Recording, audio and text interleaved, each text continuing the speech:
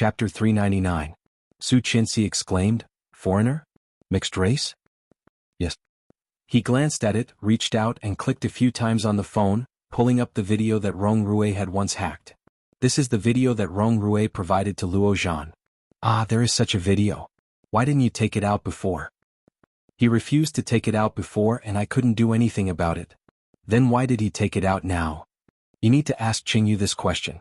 Su Qinxi saw his meaningful expression and blinked. "Qingyu and Rong Rui are together?" "Yes." Li Xiqing suddenly became speechless. Glancing at her, he reached out and knocked her on the head. "What do you mean, together?" Su Qinxi covered her head and shrank back. "It means they are together." "No." Li Xiqing's eyes suddenly became deeper. "Qingyu can't control him." "She can," Su Qinxi said, thinking of Rong Rui's obedience to Qingyu in her previous lifetime. "She has a way to control him." Li Xiqing curled his lips and did not speak. For a person like Rong Rui, unless he was willing, no one could force him.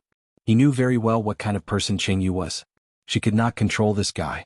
However, it was not good to refute his wife's words, so he simply shut up. At the Kingstown First Hospital, Li Xiqing took her to the place where the baby was. In the incubators there were babies lying. The nurse pointed them out and Su Qinxi looked at one of them on the edge. The white baby looked only the size of a cat with wrinkled skin.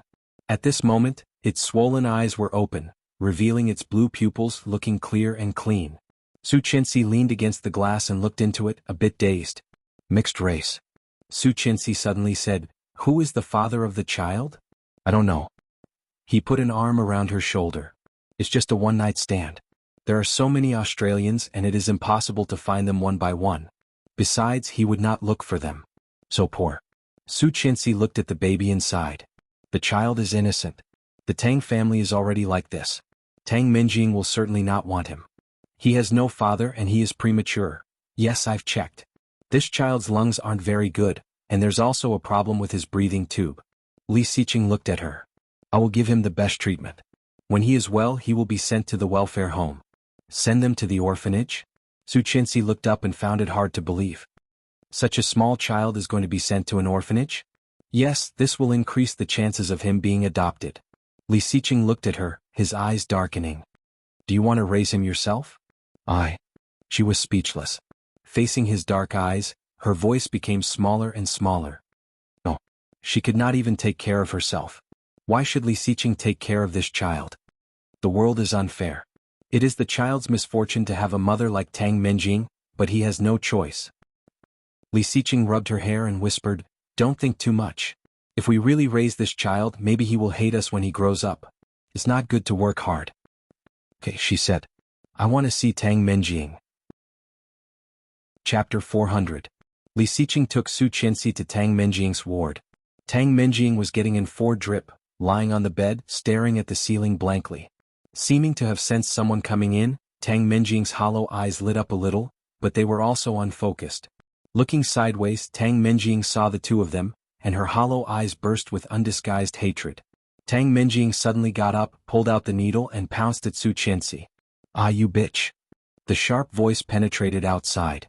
Su Qinxi was startled and subconsciously stepped back. Li Xiqing pulled Su Qinxi away and looked at Tang Minjing coldly. He reached out to stop her from hitting him and immediately pushed her away, showing no mercy at all. Tang Minjing covered her stomach and got up from the ground, looking at Li Xiqing with hatred. Li Xiqing, Li Xiqing. "Ah ha ha, you are finally here." Then she pounced at him, her voice hoarse with hysterical hatred. "Didn't you say you didn't dare? Didn't you dare?" Li Xiqing was quick to react and carried her out. He reached out and closed the door of the ward, holding it firmly and not loosening his grip. "Open the door, Li Xiqing, you coward bastard." Tang Minjing pulled the door handle hard, but no matter how hard she tried, the door would not budge. She stopped pulling and leaned against the glass door, staring at Li Xiqing and roaring, "Come on, kill me. Li Xiqing, you coward, coward." Li Xiqing's eyes were wide open, and he was about to explode. As she roared, she kept slapping the frosted glass door with her hands, leaving bloody handprints on it. Su Qinxi was scared, curled up in Li Xiqing's arms, looking at the door in shock. There were bloody handprints on the glass door one after another. Frightened, Su Qinxi buried her head in Li Xiqing's arms, grabbed his clothes and said, "Call the doctor, call the doctor." Tang Minjing had a cesarean section. Under the violent movement, the wound split open and bled, and the situation was not optimistic. Su Qianxi watched her being sedated and pushed into the operating room, a bit dazed. "Let's go home." He took her in his arms. "Scared?" She came back to herself, gently shook her head and looked up at him. "Let's go home." "Yes." After leaving the hospital and getting into the car, Li Xiqing received a call from the old house. "Yes, I've been discharged." "All right. Tomorrow she's not feeling well now." "Okay." He hung up the phone and said, "Grandpa asked you to go to the old house but I refused." "Okay." She was really not in the mood now. Leaning in his arms, she did not move. When she got home, Nanny Rong had already made dinner. She had specially made appetizers and porridge for Su Qianxi. Su Qianxi ate some and soon fell asleep. Lying in bed, she did not know how long she had slept. When she woke up, it was already midnight. Li Xiqing was not there. She checked the time and it was past 11 p.m. Barefoot, she opened the door and walked out. She immediately saw Li Xiqing in pajamas standing next to the railing talking on the phone. Seeing her coming out, Li Xiqing immediately looked at her feet. Frowning, he pointed at her feet unhappily. Chapter 401. Li Xiqing walked in and saw her lying down again. He sat on the edge of the bed and spoke fluent Italian. Su Qianxi understood, lifted the quilt and looked at him. After he hung up, she asked, "Are you going on a business trip?" "Yes, I may have to go to Italy." "When?" "The day after tomorrow." Li Xiqing got under the quilt and held her head. "I'll be back soon in 3 to 5 days." "Okay." Su Qianxi was a bit disappointed and looked at him. "Are you going to Venice?" "No." Li Xiqing chuckled and pinched her little face. "I'll take you there in the future. I have something to do there this time." "Okay. Go to sleep." Li Xiqing held her and kissed her forehead. "We'll go to Grandpa's tomorrow." "Yeah." Su Qianxi grabbed his shirt on the side of his waist and looked down. Venice, Italy, the romantic capital of water. She wanted to go, always wanted to go. But it was good that he was going on a business trip. She had always wanted to do something but did not dare to do it. If he went to Italy, she could check it out. What if? The light was turned off, and Li Xiqing soon fell asleep. Even breathing came from the top of her head into her hair. However, her grip on his hand tightened. He fell asleep. In the past few days he had not touched her at all. Even kissing was very, very rare. Although she resisted his kiss, she knew that she was very likely to have AIDS, so she refused his touch. However, he did not have any feelings for her at all. Could it be that he already knew that she was being raped, but he did not say anything? Thinking of this, she shrank even more, moved her hand away from him and moved back. So, he did not touch her because he could not get over it, right? Su Qianxi felt a lump in her throat, but she gritted her teeth and did not make a sound. She shifted her body and reached out for her phone. As soon as she pressed the screen, Li Xiqing moved and was woken up by her. A big hand came over and pulled her into his embrace. He whispered in her ear, "Can't sleep?" "Yeah, I slept too much." "You sleep, I'll play with my phone for a while." Li Xiqing was indeed exhausted. Too many things had happened in the past few days and he was almost out of breath. Hearing her words, he responded in a low voice, let go of her hand and said, "Don't be too late." As soon as the big hand moved away, Su Qianxi's heart felt empty, and tears of grievance overflowed from her back to him. "Yeah," she responded in a low voice, with an imperceptible tremor. Not noticing, Li Xiqing turned his back and closed his eyes. Su Qianxi bit her fist and let the tears fall. She forced herself not to make a sound. Her body was tense and motionless. After Li Xiqing fell asleep again, she took out her phone, opened the browser and typed in the keywords. AIDS transmission route. Hundreds of articles popped up, and she clicked on one of them. *****, blood, mother and baby. In daily life, shaking hands, touching and sleeping would not cause any problems. Kissing and hugging would not spread the virus. Saliva, sweat and tears would carry a little bit of the virus, but it would not lead to infection. Seeing this, Su Qianxi was reassured. He continued to search for the early symptoms of AIDS. Chapter 402. Some people had the same symptoms as the early stage of AIDS, but it was not necessarily AIDS. AIDS must be tested. Behind her, Li Xiqing woke up again. Startled, Su Qianxi exited the browser and immediately deleted her browsing history. She put the phone aside. He turned around and looked at her. In the dark, he looked even more mysterious. Su Qianxi saw it and asked in a low voice, "What's wrong?" Li Xiqing did not answer. He leaned over, put his leg on her, and closed his eyes comfortably. Being hugged, Su Qianxi also nestled in his arms, staring at his chest motionlessly. She stayed awake for most of the night and did not fall asleep until after midnight. When she woke up, Li Xiqing was already gone. After washing up, she walked out and found that he had been working in the study early in the morning. He was so busy that he could fly. Su Qianxi did not want to disturb him and went downstairs for breakfast. There was a parking space on campus, but it would be too eye-catching to drive to school. Su Qianxi took a taxi and went to school. It was the end of the semester and her studies were very busy. Su Qianxi had asked for a few days off because of her illness and missed many classes. After a day of classes, Su Qianxi was still studying in the library. Her phone rang. It was Li Xiqing. Still in class? Yes, I'm studying. I promised Grandpa that I would take you there today. Su Qianxi had completely forgotten about it. Now that he reminded her, she suddenly felt like she had just woken up from a dream. She nodded, packed up her books and rushed out with her backpack. At the school gate, she immediately saw the Bugatti surrounded by a lot of people. Seeing Su Qianxi walking toward the car, many people knew who it was. It's Mr. Li. Wow, a rich guy is so different. He changed his Maybach to this car. Wow, when can I afford it? This car costs more than 20 million. Su Qianxi blushed, opened the passenger door and got in. Li Xiqing took her backpack, which was heavy. Are you done? She asked. Yeah. Li Xiqing started the car and drove toward the old house. On the day of Grandpa's birthday party, Ming sent out the peach. He said you made it yourself. She looked at him and asked, how did Grandpa react? I'm very surprised. I finished all of them. She couldn't help chuckling. Really? Can Grandpa finish such a big longevity peach by himself?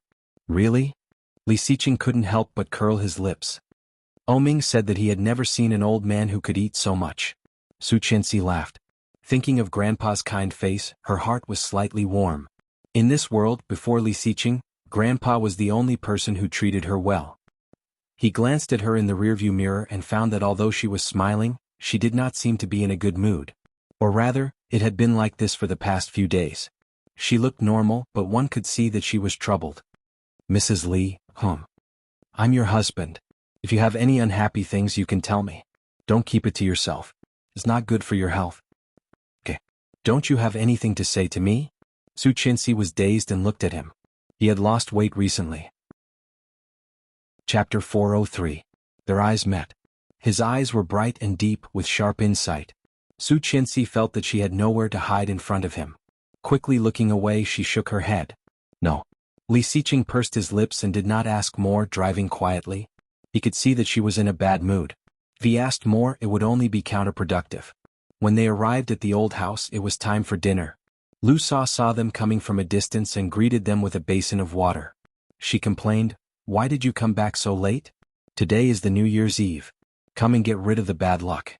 God bless us." Lu Sa dipped a stick of mugwort in the water and threw it at them. There were grains and charms in the basin. Su Qianxi and Li Xiqing stood at the door after Lu Sa threw the water at them. Captain Li saw Su Qianxi coming in and felt sorry for her. He said, "Oh Qian, how did you lose so much weight?" Su Qianxi was dazed. Had she lost weight? She couldn't help but think of a characteristic of AIDS, extreme thinness. Grandpa could tell at a glance that she had lost weight. How skinny was she? Su Qianxi touched her face and looked at Li Xiqing behind her. Qin Shuhua saw Li Xiqing and said to her father-in-law, "Xiqing is the one who has lost a lot of weight. He has been in the hospital with Su Qianxi for the past 2 days. The company is so busy. Dad, you are too biased. Qian is a girl. This boy is so tenacious. He fell from the mountain when he was a child and did not die. He will not starve to death." Su Qianxi was shocked. Fell from the mountain? When Qin Shuhua heard this, her expression changed dramatically. Li Xiqing went up and patted her on the shoulder. "It's okay. It's all over." Qin Shuhua gritted her teeth and did not respond. She turned around and walked in. Seeing Qin Shuhua like this, Li Xiqing looked at Captain Li with some blame. Grandpa knew he had said something wrong and shut up. Su Qianxi was very curious, but seeing their expressions, she did not ask more. She would ask him at night. After chatting with Grandpa for a while, the family went to the table. Li Beixing and Li Jinan didn't go home. Lu Sa had prepared a table full of delicious food, but not many people were eating. Qin Shuhua picked food for Li Xiao, Captain Li, and Li Xiqing. Su Qianxi ate silently and did not speak. However, she never expected that Qin Shuhua would pick food for her as well. Su Qianxi was flattered and looked at Qin Shuhua. Qin Shuhua looked a bit embarrassed, but when she saw Li Zhao's eyes she still said, "Qianxi, I used to be obsessed and thought Tang Menjing was good. Now I know what kind of person Tang Menjing is. I've been fooled for a long time. It must have been hard on you. I thought Tang Menjing's child was really Xiqing's. After all, it was a paternity test. I didn't know she could fake something like that. It was my fault. Qianxi, forgive me, okay?" Su Qianxi was a bit scared and looked at Li Xiqing helplessly. He looked at her, his eyes deep. "Mom is talking to you." Su Qianxi suddenly came to herself and whispered, "Mom, I never blamed you." Chapter 404. She looked down and nodded. Yes. After dinner, Captain Li took out the couplets he had written early in the morning, as well as the window decorations that Lu Sa and Qin Shuhua had cut in the past few days. He threw all of them to Li Xiqing and said, "Don't think that you can be lazy just because you came back so late. Go and paste them all for me. Don't miss any." He smiled and took it. Su Qianxi went forward to take some curtains and went to help with the glue. Su Qianxi felt it was a bit difficult to stick them in each room. She felt that her body was getting worse. If it was in the past, she definitely wouldn't be so tired. By the time he was done, 2 hours had already passed. Grandpa asked them to stay at the old house, and Su Qianxi had no objection. However, Li Xiqing had something to deal with and left in a hurry. She was lying in the room alone, staring at the ceiling. It was a silent night. Li Xiqing was scheduled to fly in the afternoon, but he went to Italy in the morning. After the Lunar New Year, Su Qianxi joined the exam team. After the exam, she felt even more exhausted. A few days later, Su Qianxi came to a small hospital far away from them, which had a very good reputation online. Not daring to drive, she took a taxi. Wearing sunglasses and a hat, she checked herself into the infectious disease department, drew her blood and sat quietly outside. "Dr. Lu, are you sure it is? Did my son really get AIDS?" A woman's voice trembled. Listening to the voice, Su Qianxi did not hesitate. As long as Dr. Lu said yes, the woman would immediately break down and cry. Dr. Lu's voice was very low and Su Qianxi could not hear what he said, but the woman immediately cried, "Damn it, my son is still so young. What should I do?" Soon the woman walked out, weeping in despair. She was even more nervous. When it was her turn, she walked in and sat in front of the doctor. The name on the card was Lu Quan, which somehow made Su Qianxi feel familiar. Looking up, she saw a very young man wearing a pair of gold-rimmed glasses. When he saw her, his eyes were a bit obscure. "Take off your sunglasses," said Lu Quan. Su Qianxi heard that and took off her sunglasses, revealing her small face. Lu Quan saw her face and raised his eyebrows. It was really her? After looking at her medical record, Lu Quan asked, "You suspect that you have AIDS?" Su Qianxi shrank back and nodded. "Why?" "I might have been raped by an AIDS patient," Su Qingsang said. "Are you wearing a condom?" "I don't know." "Are you sure he raped you?" The man's words were too sharp. Su Qianxi's eyes turned red as she shook her head. "I'm not sure. I was knocked out, but when I woke up, my body was in pain and I had a fever of about 40 degrees. "Oh, then he must be infected with AIDS." Lu Quan threw the medical record aside, leaned back on the chair, yawned and said, "The probability of HIV transmission is most likely through sexual intercourse. In this case, have you slept with your husband?" Su Qianxi's heart was stabbed, and her tears suddenly fell. She shook her head and choked, "No." Chapter 405. However, she quickly thought of what she had read online and asked, "Didn't they say it would take 6 weeks to get the results?" There was a trace of regret in Lu Quan's eyes, but when he saw her tears, he felt a sense of satisfaction. However, he quickly put on a sympathetic expression. "It's probably still in the incubation period, so it's not shown on the report. But you're already in this situation, so you'll definitely be infected. You should go back and prepare." She couldn't help crying. "What should I do? I don't want to die yet." "There's nothing you can do if you don't want to die. Who told you to do it with someone?" Lu Quan shrugged helplessly. "Alright, don't cry. I advise you to go back now and confess to your husband. Let's see how we can resolve this." How dare she? How dare she? Tell him that she had been raped and that she might even have AIDS? Or could it be that he already knew? She stood up and walked out, and Lu Quan couldn't help laughing. Picking up his cell phone, he called his sister Lu Anan. She quickly picked up. "Hello. Hey Anan, I helped you get revenge. How are you going to thank me?" When Su Qianxi got home, she did not even eat and just hid in her room crying. Nanny Rong was terrified, but Su Qianxi would not open the door no matter how hard she knocked. After crying for a long time, Su Qianxi fell asleep. When she was half asleep, she felt someone was taking off her clothes. Su Qianxi suddenly woke up and grabbed the hand. Startled by her sudden movement, he quickly helped her up and took off her coat. "I heard from Nanny Rong that you haven't eaten yet?" His voice was low and deep, sounding tired. It was not hard to tell that he had come back in a hurry. It was the 4th day of his business trip. Su Qianxi pursed her lips and burst into tears again. He wiped her tears away and said helplessly, "Why are you crying?"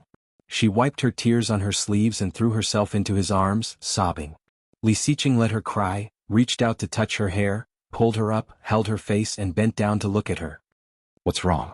Did you suffer outside?" She shook her head and gritted her teeth, crying so hard that her nose was running. Li Xiqing chuckled and took 2 tissues from the bed to wipe away her snot. "You look so ugly. I can't bear to look at you." She blushed and looked away, wiping away her tears and snot before saying, "Mr. Li, He took off his jacket, threw it on the sofa, leaned toward her and looked at her. "What do you want to say?" Su Qianxi's eyes became red again. Li Xiqing sighed, hugged her and said, "It's too cold outside. It's more comfortable to hug my wife." Su Qianxi blinked and his lips were already on hers. The kiss went from shallow to deep. Su Qianxi's heart pounded and she hugged him. He hugged her and pushed her onto the bed. Lifting her sweater with his big hand, he reached under her clothes, breathing faster and faster. She suddenly thought of something, raised her head and shouted, "No!" Chapter 406. Su Qianxi's clothes were taken off very quickly.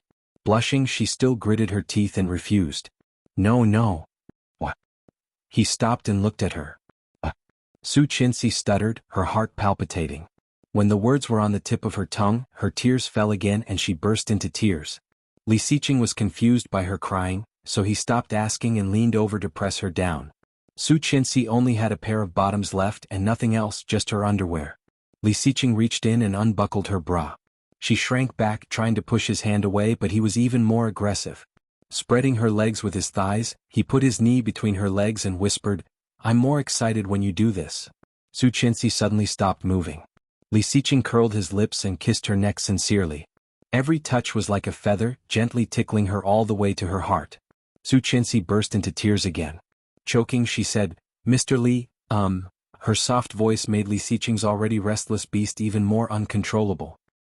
He moved forward and gently rubbed her neck through her clothes.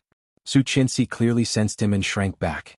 Panting and scared, she whispered, "Let's get a divorce." Li Xiqing narrowed his eyes, feeling dangerous. Lowering his head, the tip of his nose against the tip of his nose, they looked at each other. "What's the reason this time?" Li Xiqing was really angry. Looking at her, he felt she was a naughty child. "If you say that too much, it will no longer be romantic, Mrs. Li." Su Qianxi burst into more tears. Putting her hand on his chest, she said, "I." However, he obviously did not want to hear her out. He kissed her lips, unzipped her pants and pulled them down. Su Qianxi struggled even harder, but he was so aggressive that she could not fight back at all.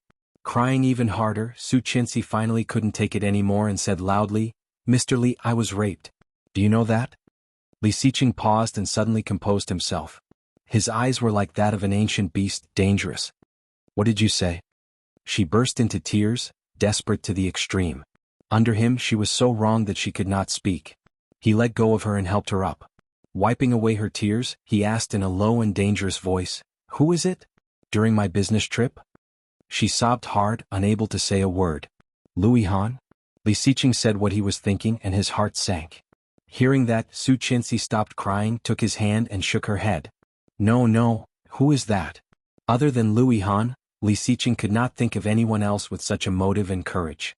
She sniffled and he suppressed his impatience, took 2 tissues and wiped her tears. Chapter 407. Li Xiqing looked at her and suddenly laughed. He asked in a deep voice, "Which hospital are you from?" Su Qianxi shuddered and stopped crying. "You went to the mental hospital, right?" Gritting his teeth, Li Xiqing poked her head with his finger. "How can you be so stupid? What's in your head? Was your brain filled with water when you were a child?" She felt wronged and cried even harder. She slapped him on the shoulder and yelled, "You are stupid. You are the one with water in your head." He felt angry and amused. He grabbed her hand and pushed her down again. Ignoring the tears and snot on her face, he lowered his head and kissed her hard. The unexpected kiss made Su Qianxi struggle even more. Angrily she patted his back. She had said she had AIDS. Why did he still kiss her? Why did he still kiss her? Didn't he know it was contagious?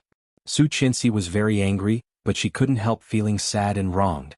Her heart seemed to be grasped by him, aching so much that tears kept falling. She didn't want to die yet. She didn't want him to be infected by her and die with her. However, she couldn't break free. He took the air from her mouth, moved his lips down and bit her collarbone. She cried, "Li Xiqing, you pervert. Don't touch me. Don't bite me. You are a pervert and a stupid little pervert." Li Xiqing was disappointed and bit her collarbone harder, making her cry out, "It hurts. You know it hurts?"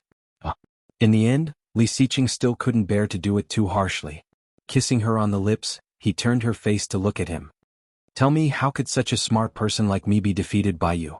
Su Qianxi felt insulted and gave him a stare. What did he mean? Was he saying she was stupid? Not convinced? He felt angry and amused. Gritting his teeth, he said, "If you are not convinced, then don't be so stupid in the future. Do you think you were raped by that girl with AIDS?" Su Qianxi pursed her lips and almost cried her heart out. "That person did take the medicine, but when I went over, he hadn't completely acted up. It was only after I beat the old woman up that he acted up." She stared at him incredulously and blurted out, "You hit a woman?" Li Xiqing was speechless. He glanced at her gloomily and said matter-of-factly, "In that kind of situation, it would be good if I didn't kill her."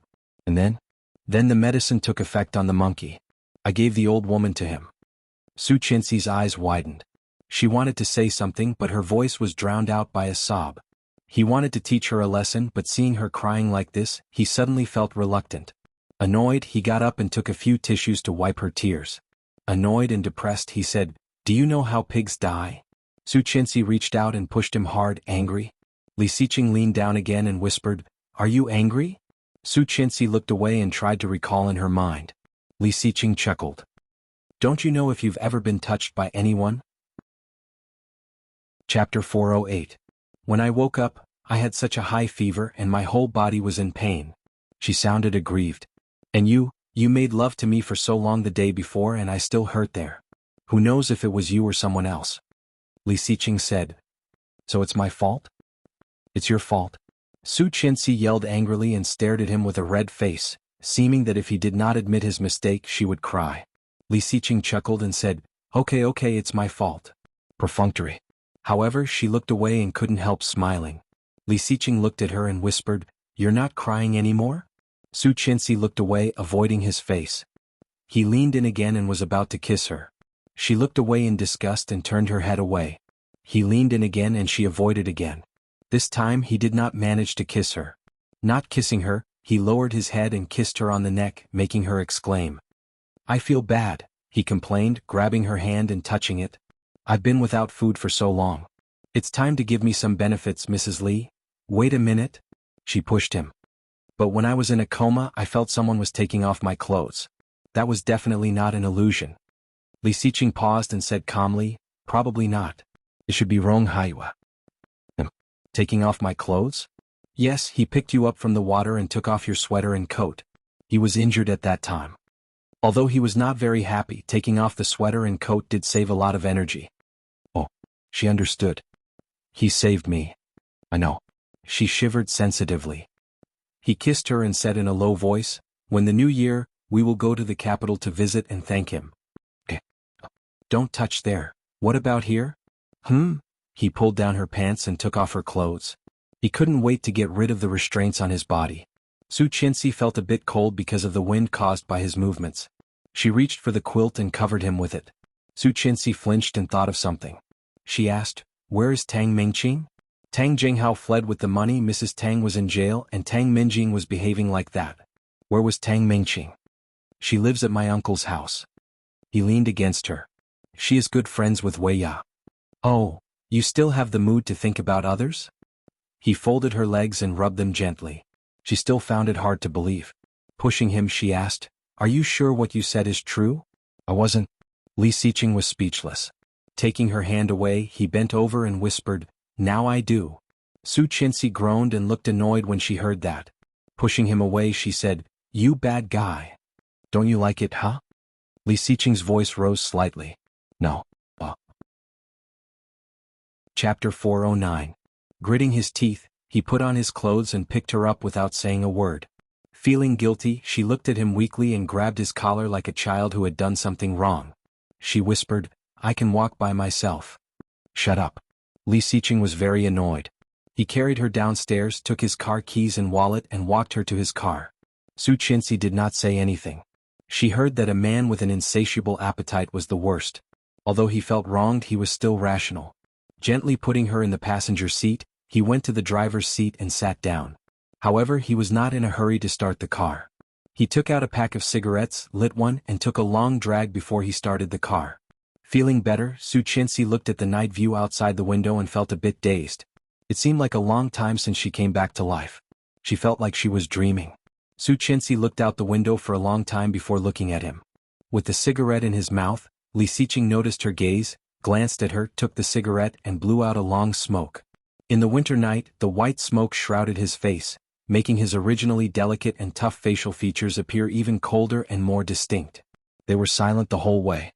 When they arrived at the hospital closest to Wuxia Hospital, it was more than 10 minutes later. The burning desire was mostly gone in the cold wind of the winter night. He wanted to carry her out of the car, but she thought it was too embarrassing and insisted on walking on her own. He had to give up and take her to the gynecological emergency department. After a series of tests, the doctor looked at her with a strange expression and asked, "When did you find your stomach uncomfortable?" Su Qianxi blushed and told the truth. The doctor pushed up his glasses and asked, "When was your last period?" "More than 20 days ago." "Is your period usually accurate?" "Yes, it's either a day earlier or a day later." "Okay." The doctor nodded and said a name that Su Qianxi did not understand to a nurse not far away. Soon the nurse left. When the doctor came back, he handed a box to Su Qianxi. "Go and try it." Seeing the name on it, Su Qianxi was dumbfounded. "Pregnancy test?" She went to the bathroom and used it according to the nurse's instructions. Looking at the 2 red lines, she was a bit dazed and took out 2 more. There were a total of 3 test papers, 2 positive and 1 weak positive. She didn't know how she got out of the bathroom. Seeing him walking over, she blinked and called, "Honey." Li Xiqing looked at her. Yes. He smelled like tobacco. Obviously he had smoked again. Hearing his response, she suddenly screamed and threw herself at him, wrapping her arms around his neck. "Honey, honey, honey." Li Xiqing's first reaction was to hold her in his arms. Lowering his head, he asked in a low voice, "What's wrong?" She hugged him tightly and then suddenly let go of him. Holding his hand excitedly, she said with a serious face, "I have something very important to tell you." Li Xiqing raised an eyebrow and looked at her hand. She hid it behind her and pretended to be unhappy. "What happened?" He reached out and was about to grab her hand. She dodged and said, "Don't move. Stand there." "Okay." He stopped moving and looked at her. She took out a pregnancy test, waved it in front of him and asked, "Do you know what this is?" Chapter 410. Hearing that, Su Qianxi's good mood suddenly disappeared. She reached out and punched him. Li Xiqing's cold and deep eyes became softer, holding her fist. Su Qianxi's punch missed and she kicked him with her foot. This time Li Xiqing did not avoid it. His eyes were full of joy and his face was always cold. He reached out and pulled her over, taking out the test papers behind her. The 3 objects and the bright red line stimulated Li Xiqing's vision. His lips became wider and wider. Su Qianxi was a bit annoyed and hit his chest. "You are so ignorant.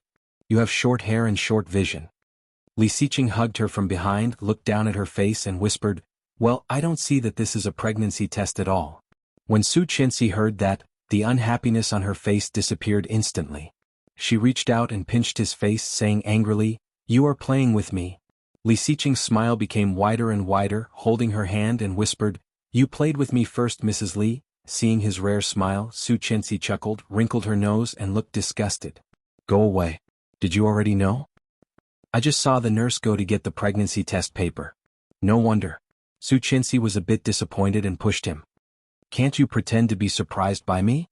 "Why do I have to pretend?" Li Xiqing's eyes were sparkling as if he wanted to suck her in. He couldn't help putting his hand on her lower abdomen. Su Qianxi smiled happily and took his hand away. "Go away, I'm going to see the doctor." "Okay." Li Xiqing watched her walk into the clinic, and his forced calmness finally broke.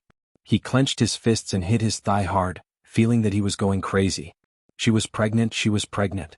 He was going to be a father, he was going to be a father.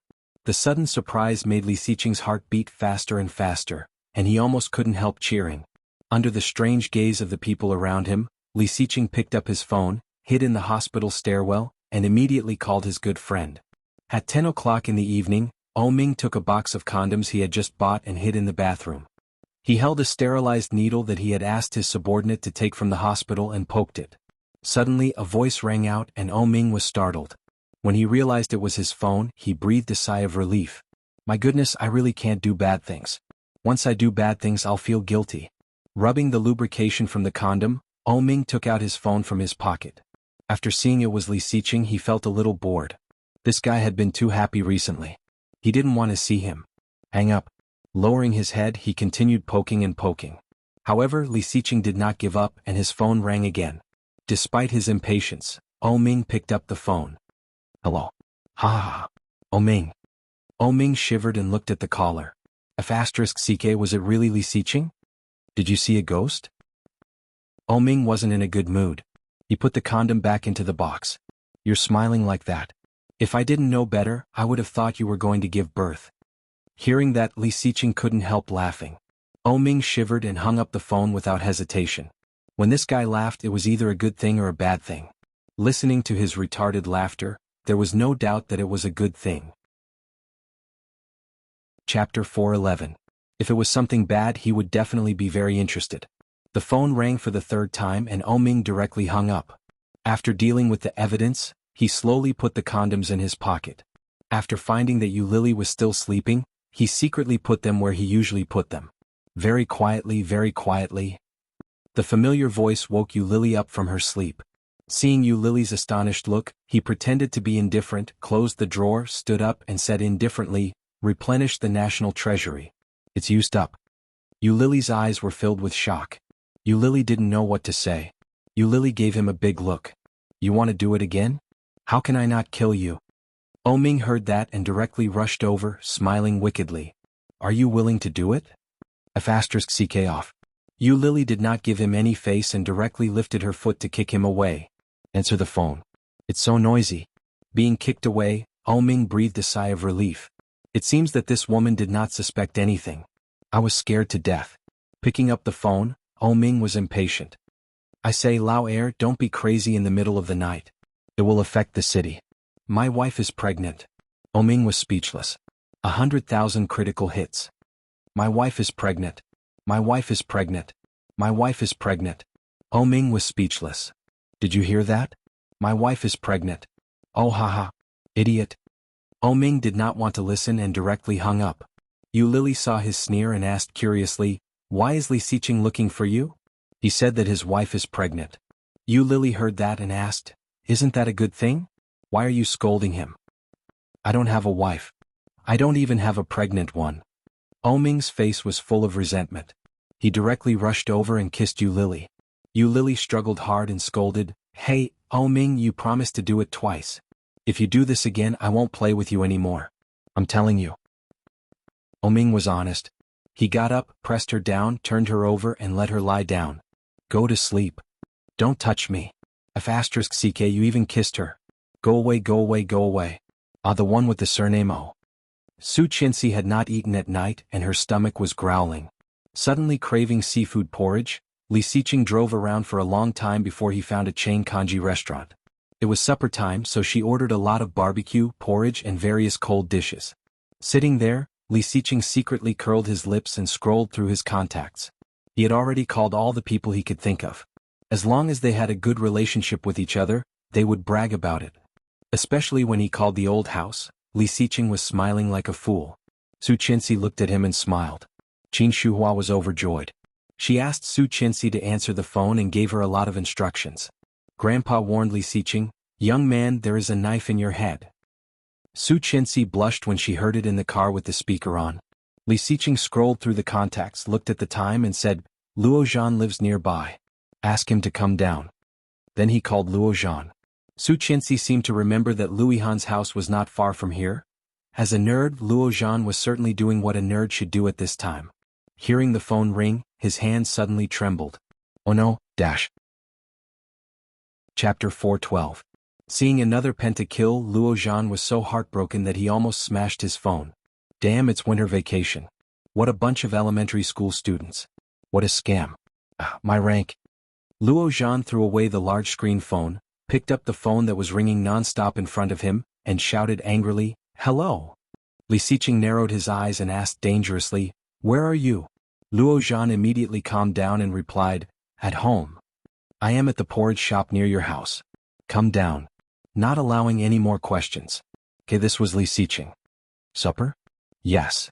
Okay, I'll be right there. Luo Zhan threw the phone away, quickly picked up a coat and went out. Li Xiqing hung up and found that Su Qianxi was also on the phone. The call seemed to have been connected. "Hello, Ihan? Louis Han?" Li Xiqing was a little unhappy, pursing his red lips and looking at her with a pair of deep eyes.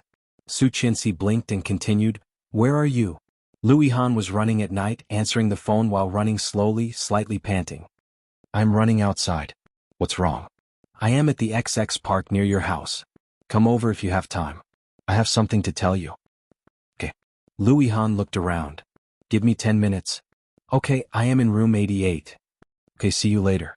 Louis Han hung up the phone and started running again, but this time he was much faster than before.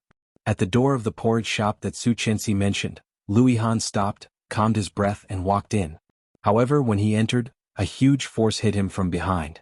Louis Han was caught off guard and almost fell. Turning his head, he saw a man in a gray coat with a hood over his head. His hair was a bit messy under the hood. He apologized to Louis Han. I'm sorry. Louis Han looked over and found that this person was a bit familiar. His expression became strange. "It's you?" Luo Zhan took a closer look and recognized Louis Han. Today, Louis Han was wearing a set of dark blue sports clothes and the latest dark blue Jordan shoes. He looked quite sunny. "I didn't mean to." Luo Zhan quickly waved his hand. "It's so late. Why are you here?" "Not on purpose?" If someone else had said this, he might have believed it. But this guy. From the first time Louis Han saw him, he felt very uncomfortable. She turned around and decided to ignore him. She asked the attendant, "Where's room 88? "This way, please." The waiter led Louis Han to the end of the corridor. However, Luo Zhan also immediately followed, curling up into a ball. Louis Han felt a little disgusted. He stopped and said impatiently, "Why are you following me?" "What do you mean I'm following you? I'm also going to room 88. Why don't you say you're following me? This is ridiculous." Luo Zhan sneered and squeezed past him. He pushed the door open and shouted, "Brother, why are you looking for me so late at night?" Li Xiqing was peeling the shrimp shell for Su Qianxi. His movements were slow and elegant. Seeing Luo Zhan coming in, followed by Louis Han, Li Xiqing chuckled. "When did you two start dating?" Chapter 413. No way. Luo Zhan was very likely to be gay. Was Louis Han turned gay? Slow down. Li Xiqing poured her a cup of tea. Hearing that, Louis Han walked in with a gloomy face. "Why didn't you wear your glasses today?" Su Qianxi moved the stool next to her and motioned for him to sit down. Louis Han's eyes softened. Sitting down next to her, he said, "I used sun toss. That's what you'll do in the future. You look pretty good without your glasses." Louis Han's smile widened as he said, "Okay." He had not seen her for a long time and she did not look so good. Louis Han moved his lips and said in a low voice, "You've lost weight." Hearing Louis Han's cryptic tone, Li Xiqing felt it was harsh. He quickly peeled the shrimp, dipped it in the sauce and fed it to Su Qianxi. "Honey, ah." Su Qianxi did not hesitate to take a bite of the shrimp. After eating half of it, Li Xiqing put the other half in his mouth. After eating, she glanced at Louis Han casually. Louis Han's expression at the moment was indescribable. "Ouch, it hurts my eyes." Luo Zhan covered his eyes. "It's not good for you two to show up late at night, right?" The waiter snickered and served them tea. Luo Zhan gulped it down unceremoniously and asked, "Go ahead. You usually don't come to me for no reason. Now that you've invited me for supper, there must be something you want me to do." Humph, look how well he knew him. Maybe he could blackmail him even more. Li Xiqing took a sip of tea and said slowly, "Nothing. I just wanted to tell you that Mrs. Li is pregnant, and I'm going to be a father." Luo Zhan stared at him with his eyes wide open. Louis Han's hand holding the cup slightly tightened. Looking at Su Qianxi, his eyes narrowed. Su Qianxi met his eyes and nodded happily. "Han, I'm pregnant." Louis Han's heart suddenly felt like it had been bounced by a spring. With a smile on his face, he pretended to be relaxed and said, "That's great. Can I be a godfather?" "Yes." Su Qinxi put her hand on her belly, and her pale face was shrouded in the glow of happiness. "Definitely." Lu Yihan's eyes darkened. He picked up the teacup and took a sip. Li Xiqing clearly noticed that the smile on his lips was a bit stiff. "Come, let me introduce you." She looked at Luo Zhan. "Luo Zhan, this is my good friend Lu Yihan." "Yes." Luo Zhan pouted. He also knows O Ming's woman. "Of course, Lily and I are classmates and Yihan is in the same class as us. We often play together." Su Qinxi looked at Lu Yihan. "Isn't that right, Yihan?" "Yes, we are very close." When Lu Yihan said this, he glanced at Li Xiqing and chuckled. Li Xiqing clearly noticed his provocation and raised an eyebrow. Luo Zhan clearly felt that the atmosphere was not quite right, so he quickly tried to smooth things over. "How can we not drink on such a happy day? How about some?" Then, before anyone could answer, he shouted, "Waiter, 2 dozen beers." 2 dozen? Su Qinxi was shocked. "Mr. Li has a weak stomach and cannot drink beer. It's too cold." Chapter 4:14. Drink. He gave Su Qinxi a comforting look. "It's okay to drink a little." Su Qinxi did not say anything. He looked at Lu Yihan again. "Godfather Lu, are you coming? Let your biological father compete with you." Lu Yihan's hands trembled. Looking up, he met Li Xiqing's playful eyes. This guy was doing it on purpose. Godfather? Biological father? Ha ha ha, come on. Lu Yihan slapped the table and stood up. Seeing the waiter carrying 2 bottles of beer in, he waved his hand. "Open all." Su Qinxi was secretly shocked and pulled the corner of Li Xiqing's shirt. "Don't drink too much." "I know what I'm doing," Li Xiqing comforted him, but he already had a plan in mind. "Come on, let's drink to our biological father." Lu Yihan poured a glass, stood up, and looked at Li Xiqing with hostility. Luo Zhan looked disdainful. "A glass? To respect our biological father, you should at least drink a bottle." Lu Yihan was speechless. "Come on, let's drink to our child's godfather." Li Xiqing picked up a bottle and gulped it down. Lu Yihan felt his face was burning and sullenly took another bottle. "Godfather, let's drink 2 bottles." After gulping down a bottle, Lu Yihan followed up with another. Su Qinxi was shocked and exclaimed, "It's easy to get drunk like this." Lu Yihan looked at her and his eyes softened. He whispered, "It's okay. I can drink better than you think." Li Xiqing was furious, sneered inwardly and shouted, 2 more dozen." In less than half an hour, the 3 of them had drunk 6 dozen beers. In other words, it was 3 people, but in fact the main force was Luo Zhan and Lu Yihan. After Li Xiqing drank 3 or 4 bottles, Su Qinxi ordered him to stop. He also found a perfect excuse to drive and stepped aside to watch the game with his wife in his arms. Luo Zhan and Lu Yihan's drinking capacity was not bad, but it was definitely not good. After drinking so much in a row, it was inevitable that they were a bit drunk and started to brag. Luo Zhan put one foot on the stool and pointed to the sky. "Let me tell you, if I were in school, I would be loved by everyone. Look at my face, is it bad? It's because I'm too demanding that I can't find a girlfriend now, and my 2 sisters-in-law even think that I'm gay. You mother f asterisk her, bullied me, doubted me, Lu Yihan leaned on the table and blushed. "Come on, I haven't told her that when I was in school, I was chased all the way home. Qian knows. You can ask her." Su Qinxi chuckled. "That's nothing. When Yihan was in school, he was already named the top hacker in our school forum. He's awesome." Tisk. Luo Zhan was dismissive. He looked up at the sky and said weakly, "When I was in school, I was already an international hacker. Top hacker is nothing. Are you still not convinced?" Lu Yihan looked contemptuous and got up from the table. Luo Zhan put his hands on the edge of the table and shouted, "I'm not convinced. I'm Hacker Z. That's because I don't want to develop in that direction. Otherwise, do you think you're famous in the industry? Naive." "Oh my," Luo Zhan slammed the bottle on the table and roared, "it seems that you're deliberately going against me today? Bullshit, I can also." Lu Yihan said contemptuously. "What's there to fight about?" Li Xiqing said casually as he poured water for Su Qinxi. "Just go and compete. Luo Zhan has several computers at home." "Yes, go to my house, compete." Luo Zhan got off the table and reached out to Lu Yihan. "Let's go. You'll know after the competition. Do you dare?" Chapter 4:15. Luo Zhan stumbled to Lu Yihan's side and put his arm around his back.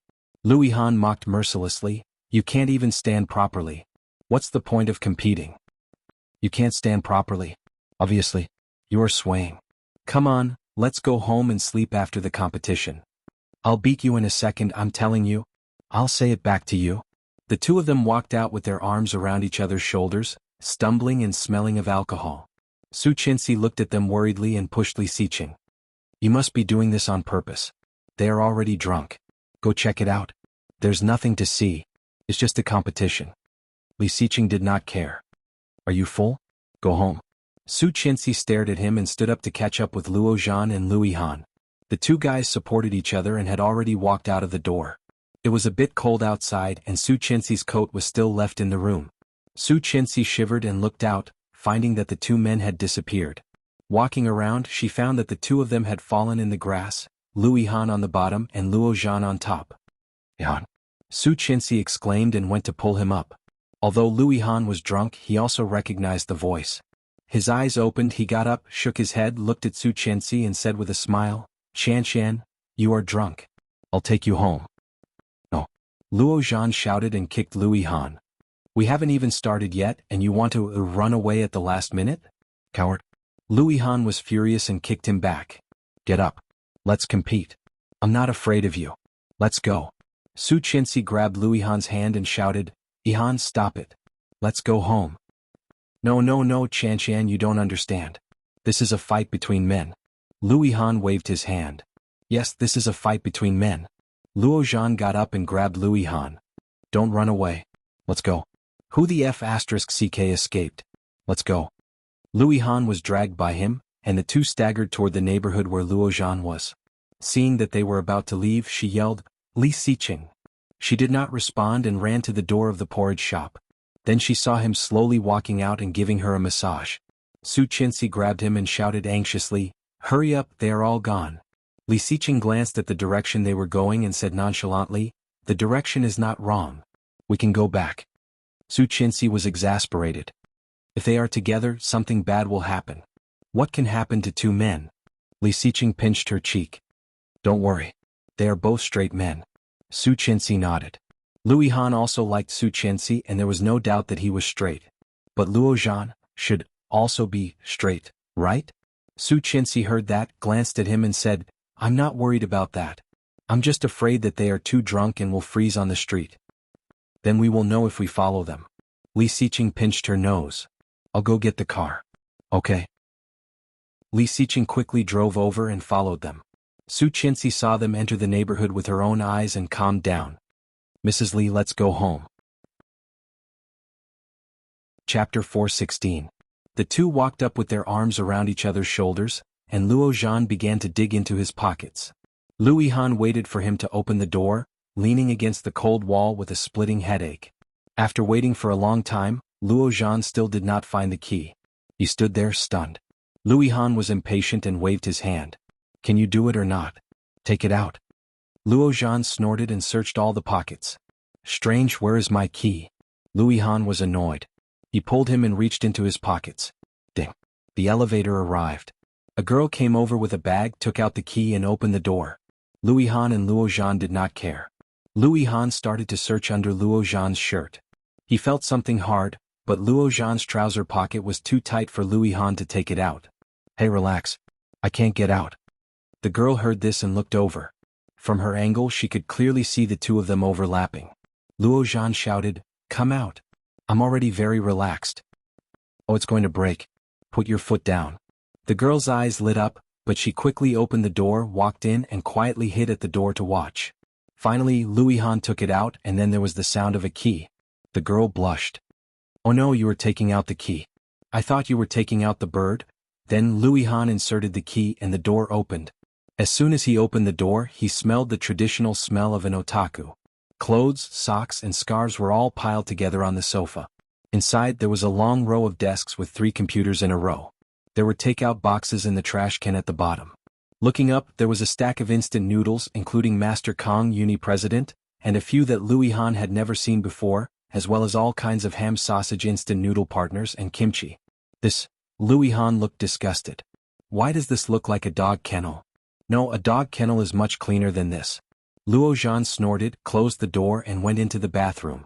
Louis Han took off his coat and sat on the sofa. Casually grabbing it, it was a used sock. This is...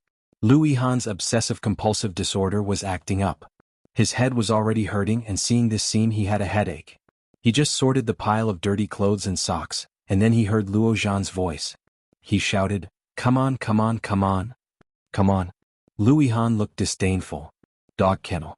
Luo Zhan also felt that his nest was like a dog's nest, but he didn't care at all.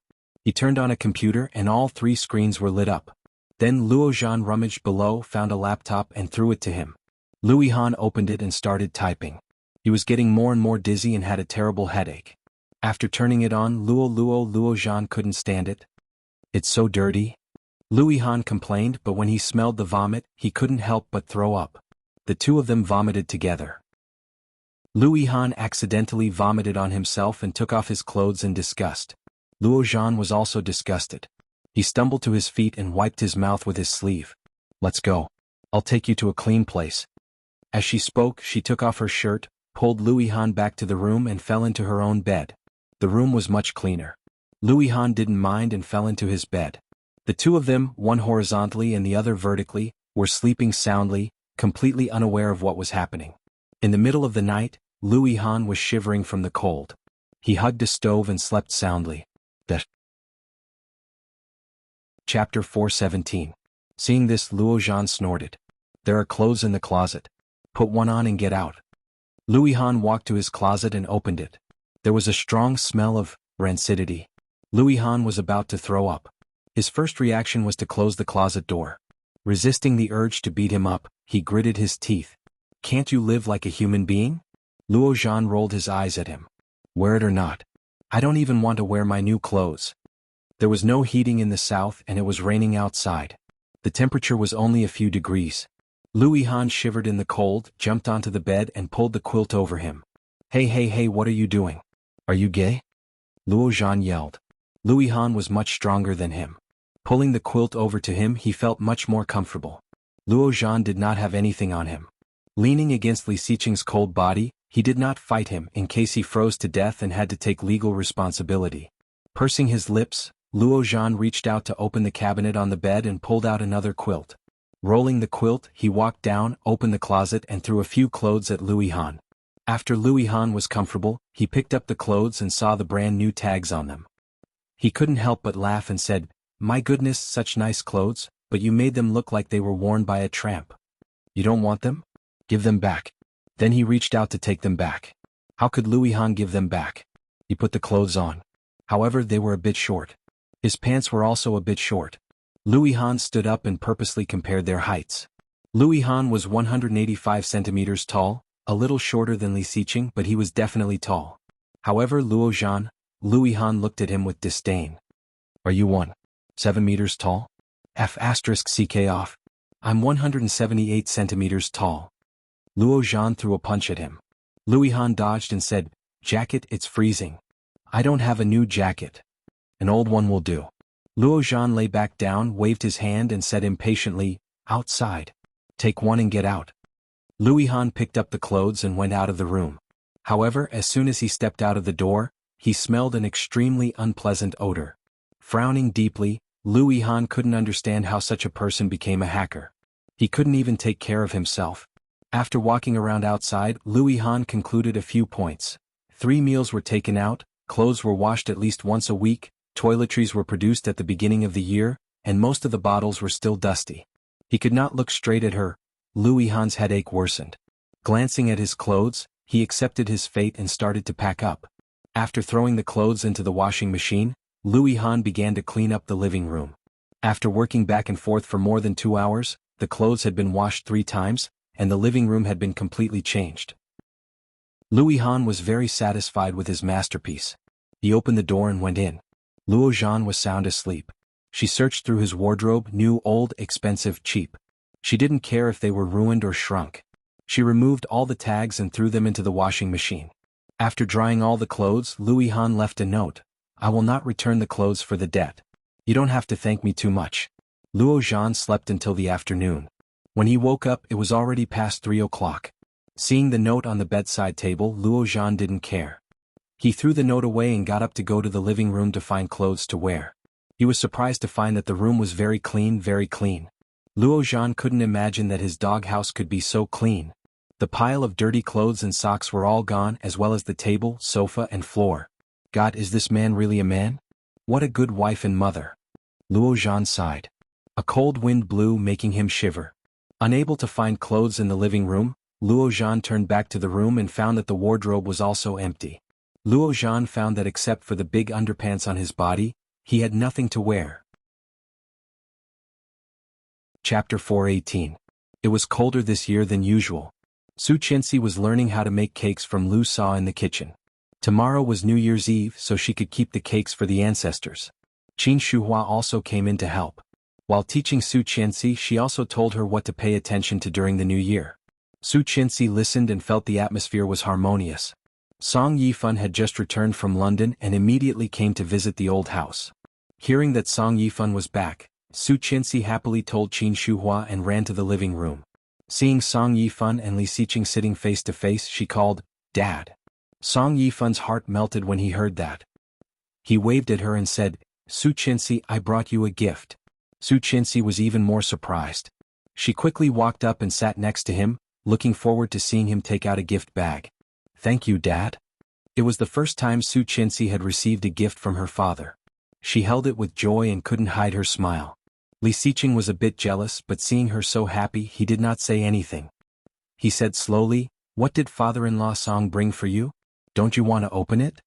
Su Qianxi did not let go of the gift and said, "I'll open it tonight." Song Yifan chuckled and rubbed her hair. "In a few days, do you want to go back to your hometown with me?" "Your hometown?" "Yes. Grandma is there. I told her about you and she wants to see you." "Where is it?"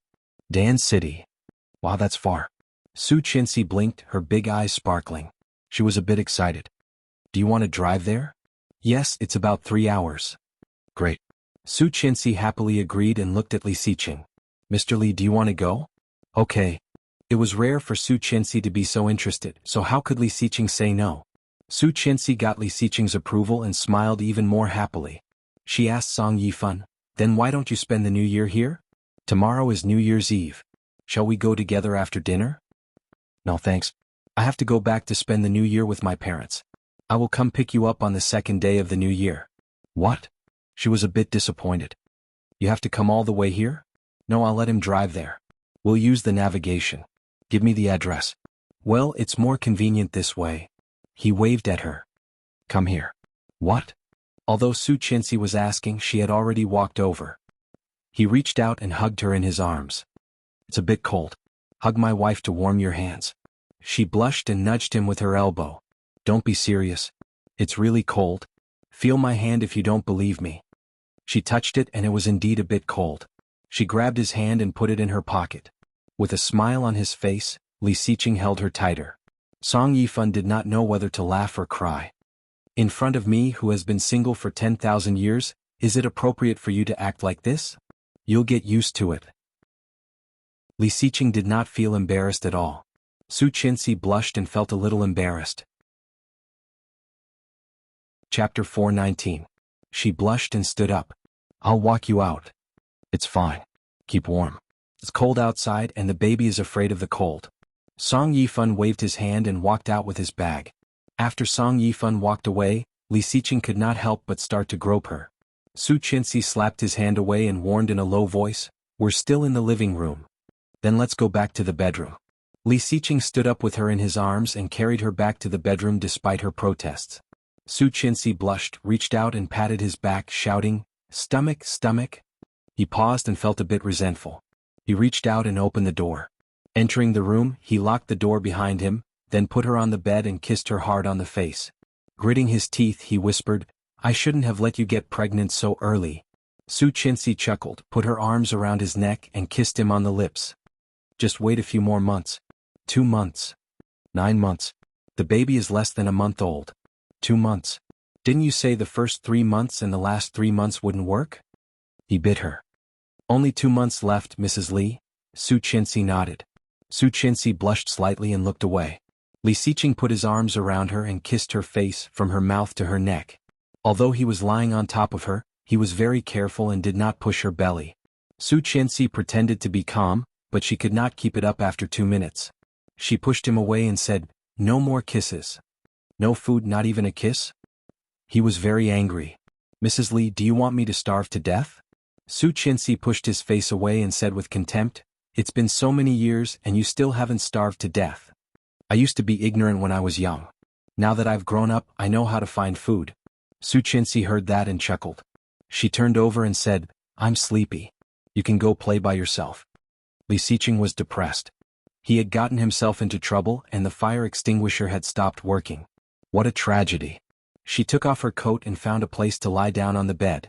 Li Xiqing followed her and hugged her tightly under the blanket. In the beginning he was still obedient. She was in a daze and she felt his hands touching everywhere. Her breasts were pinched and her body shivered. She slapped his hand back. "Behave yourself." He stopped moving, but not long after, Su Qianxi felt that there was something rubbing against her behind. It moved a little and seemed to be getting more and more intense. "Oh, you are so annoying." She was annoyed and turned around. "I'm sleepy, really sleepy." Sensing that she was really unhappy, Li Xiqing said sullenly, "You sleep. I won't touch you." Su Qianxi was speechless. If he didn't touch her, it would be even worse than if he did. Li Xiqing hugged her and kissed her on the cheek. "I was wrong. Don't be angry. Close your eyes." Su Qianxi was not sleepy anymore. She reached down and gently pinched him. "Ouch." He gasped and looked at her. She was lying with her eyes closed, but her hands were moving, touching him softly. He pressed her hand down and her face became redder and redder. Pretending to be fierce, she said, "Just this once." Chapter 420. Su Qianxi blushed even more. Unbuttoning his shirt, she reached inside. Li Xiqing put her hand in and guided her. Su Qianxi closed her eyes and blushed the whole time. At the last moment, someone knocked on the door. Su Qianxi wanted to take her hand back but was stopped by Li Xiqing. "Just a little bit more." Li Xiqing felt a bit uncomfortable holding her hand. With a low growl, Li Xiqing wiped himself with a tissue and went to open the door. However, it was someone he had expected. Su Qianxi also got up and looked out. Standing in front of their door was a young man who looked about 24 or 25 years old. He had long hair, red lips, white teeth and bronze skin, looking healthy and strong. Looking at his facial features, he was somewhat similar to Li Xiqing, but Li Xiqing looked more cold and reserved, while this man looked a bit dangerous and fierce, arrogant and domineering. He was very tall and looked a little taller than Li Xiqing, but his body looked much stronger than Li Xiqing.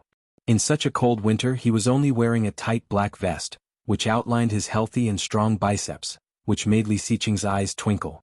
When the young man saw Li Xiqing, he whistled. "Long time no see, brother."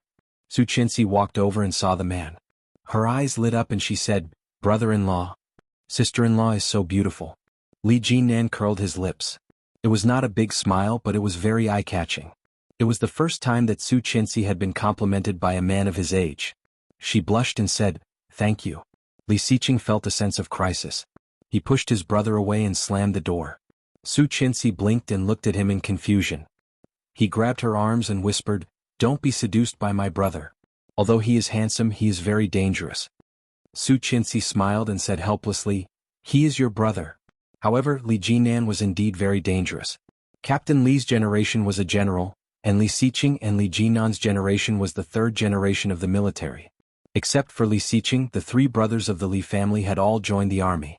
However, Li Beixing was a true lieutenant colonel. As for Li Jinan, it wasn't easy for him to obtain a few military merits in Xinjiang and become a major, but he had to retire at the most critical moment. In her past life, Li Jinan had probably informed his family about his retirement around the same time. There was no way of knowing what Li Jinan did after that. He would only return home twice a year, but the things he did were definitely not good things that could be seen by others. Li Jinan was given the cold shoulder and rubbed his nose. Qin Shuhua walked out.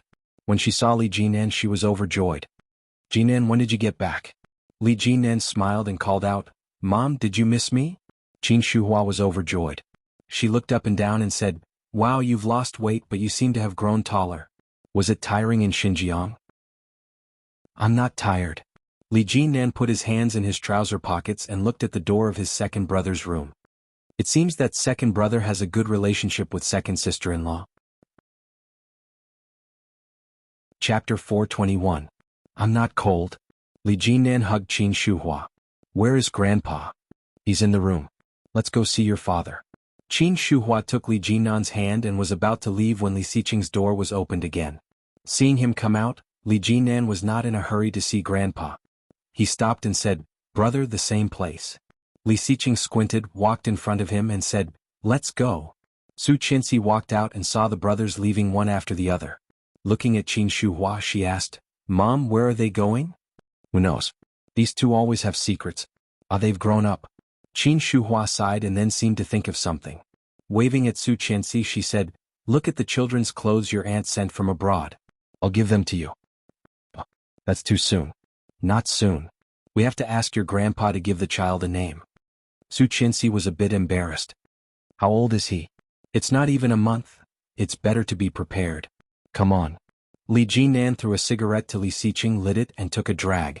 Li Xiqing looked at him with a complicated look. "Have you decided?" "Yes. It's not easy to be where you are now. Have you thought about it?" "I have submitted the application." Li Jinan let out a long puff of smoke. "There is no turning back." Li Xiqing sneered and hit him on the shoulder. "Dad will break your legs." "Fine, I'll just give up my legs." Li Jinan grinned, bright but playful. "I still have you. At most, I'll be punished and stay in the hospital for a few days and everything will be fine. The punishment will hurt a lot." Li Xiqing let out a breath. "Think about it yourself, but it's really a pity. You've already made it this far. How many people can't reach this level in their lifetime?" When Li Jinan heard that, he knew that Li Xiqing approved of his way of doing things. He took his hand away with a smile and flicked the ash off his cigarette. "This kind of life is boring. It's not what I want. You want to explore the world? Do you want to explore the world?" "I haven't decided yet. I'll see when the time comes. Anyway, I'm not going back to the army. It's boring." Li Xiqing patted him on the shoulder with sympathy and admiration. "Then think about how to tell Grandpa and Dad. We'll talk about it after the new year.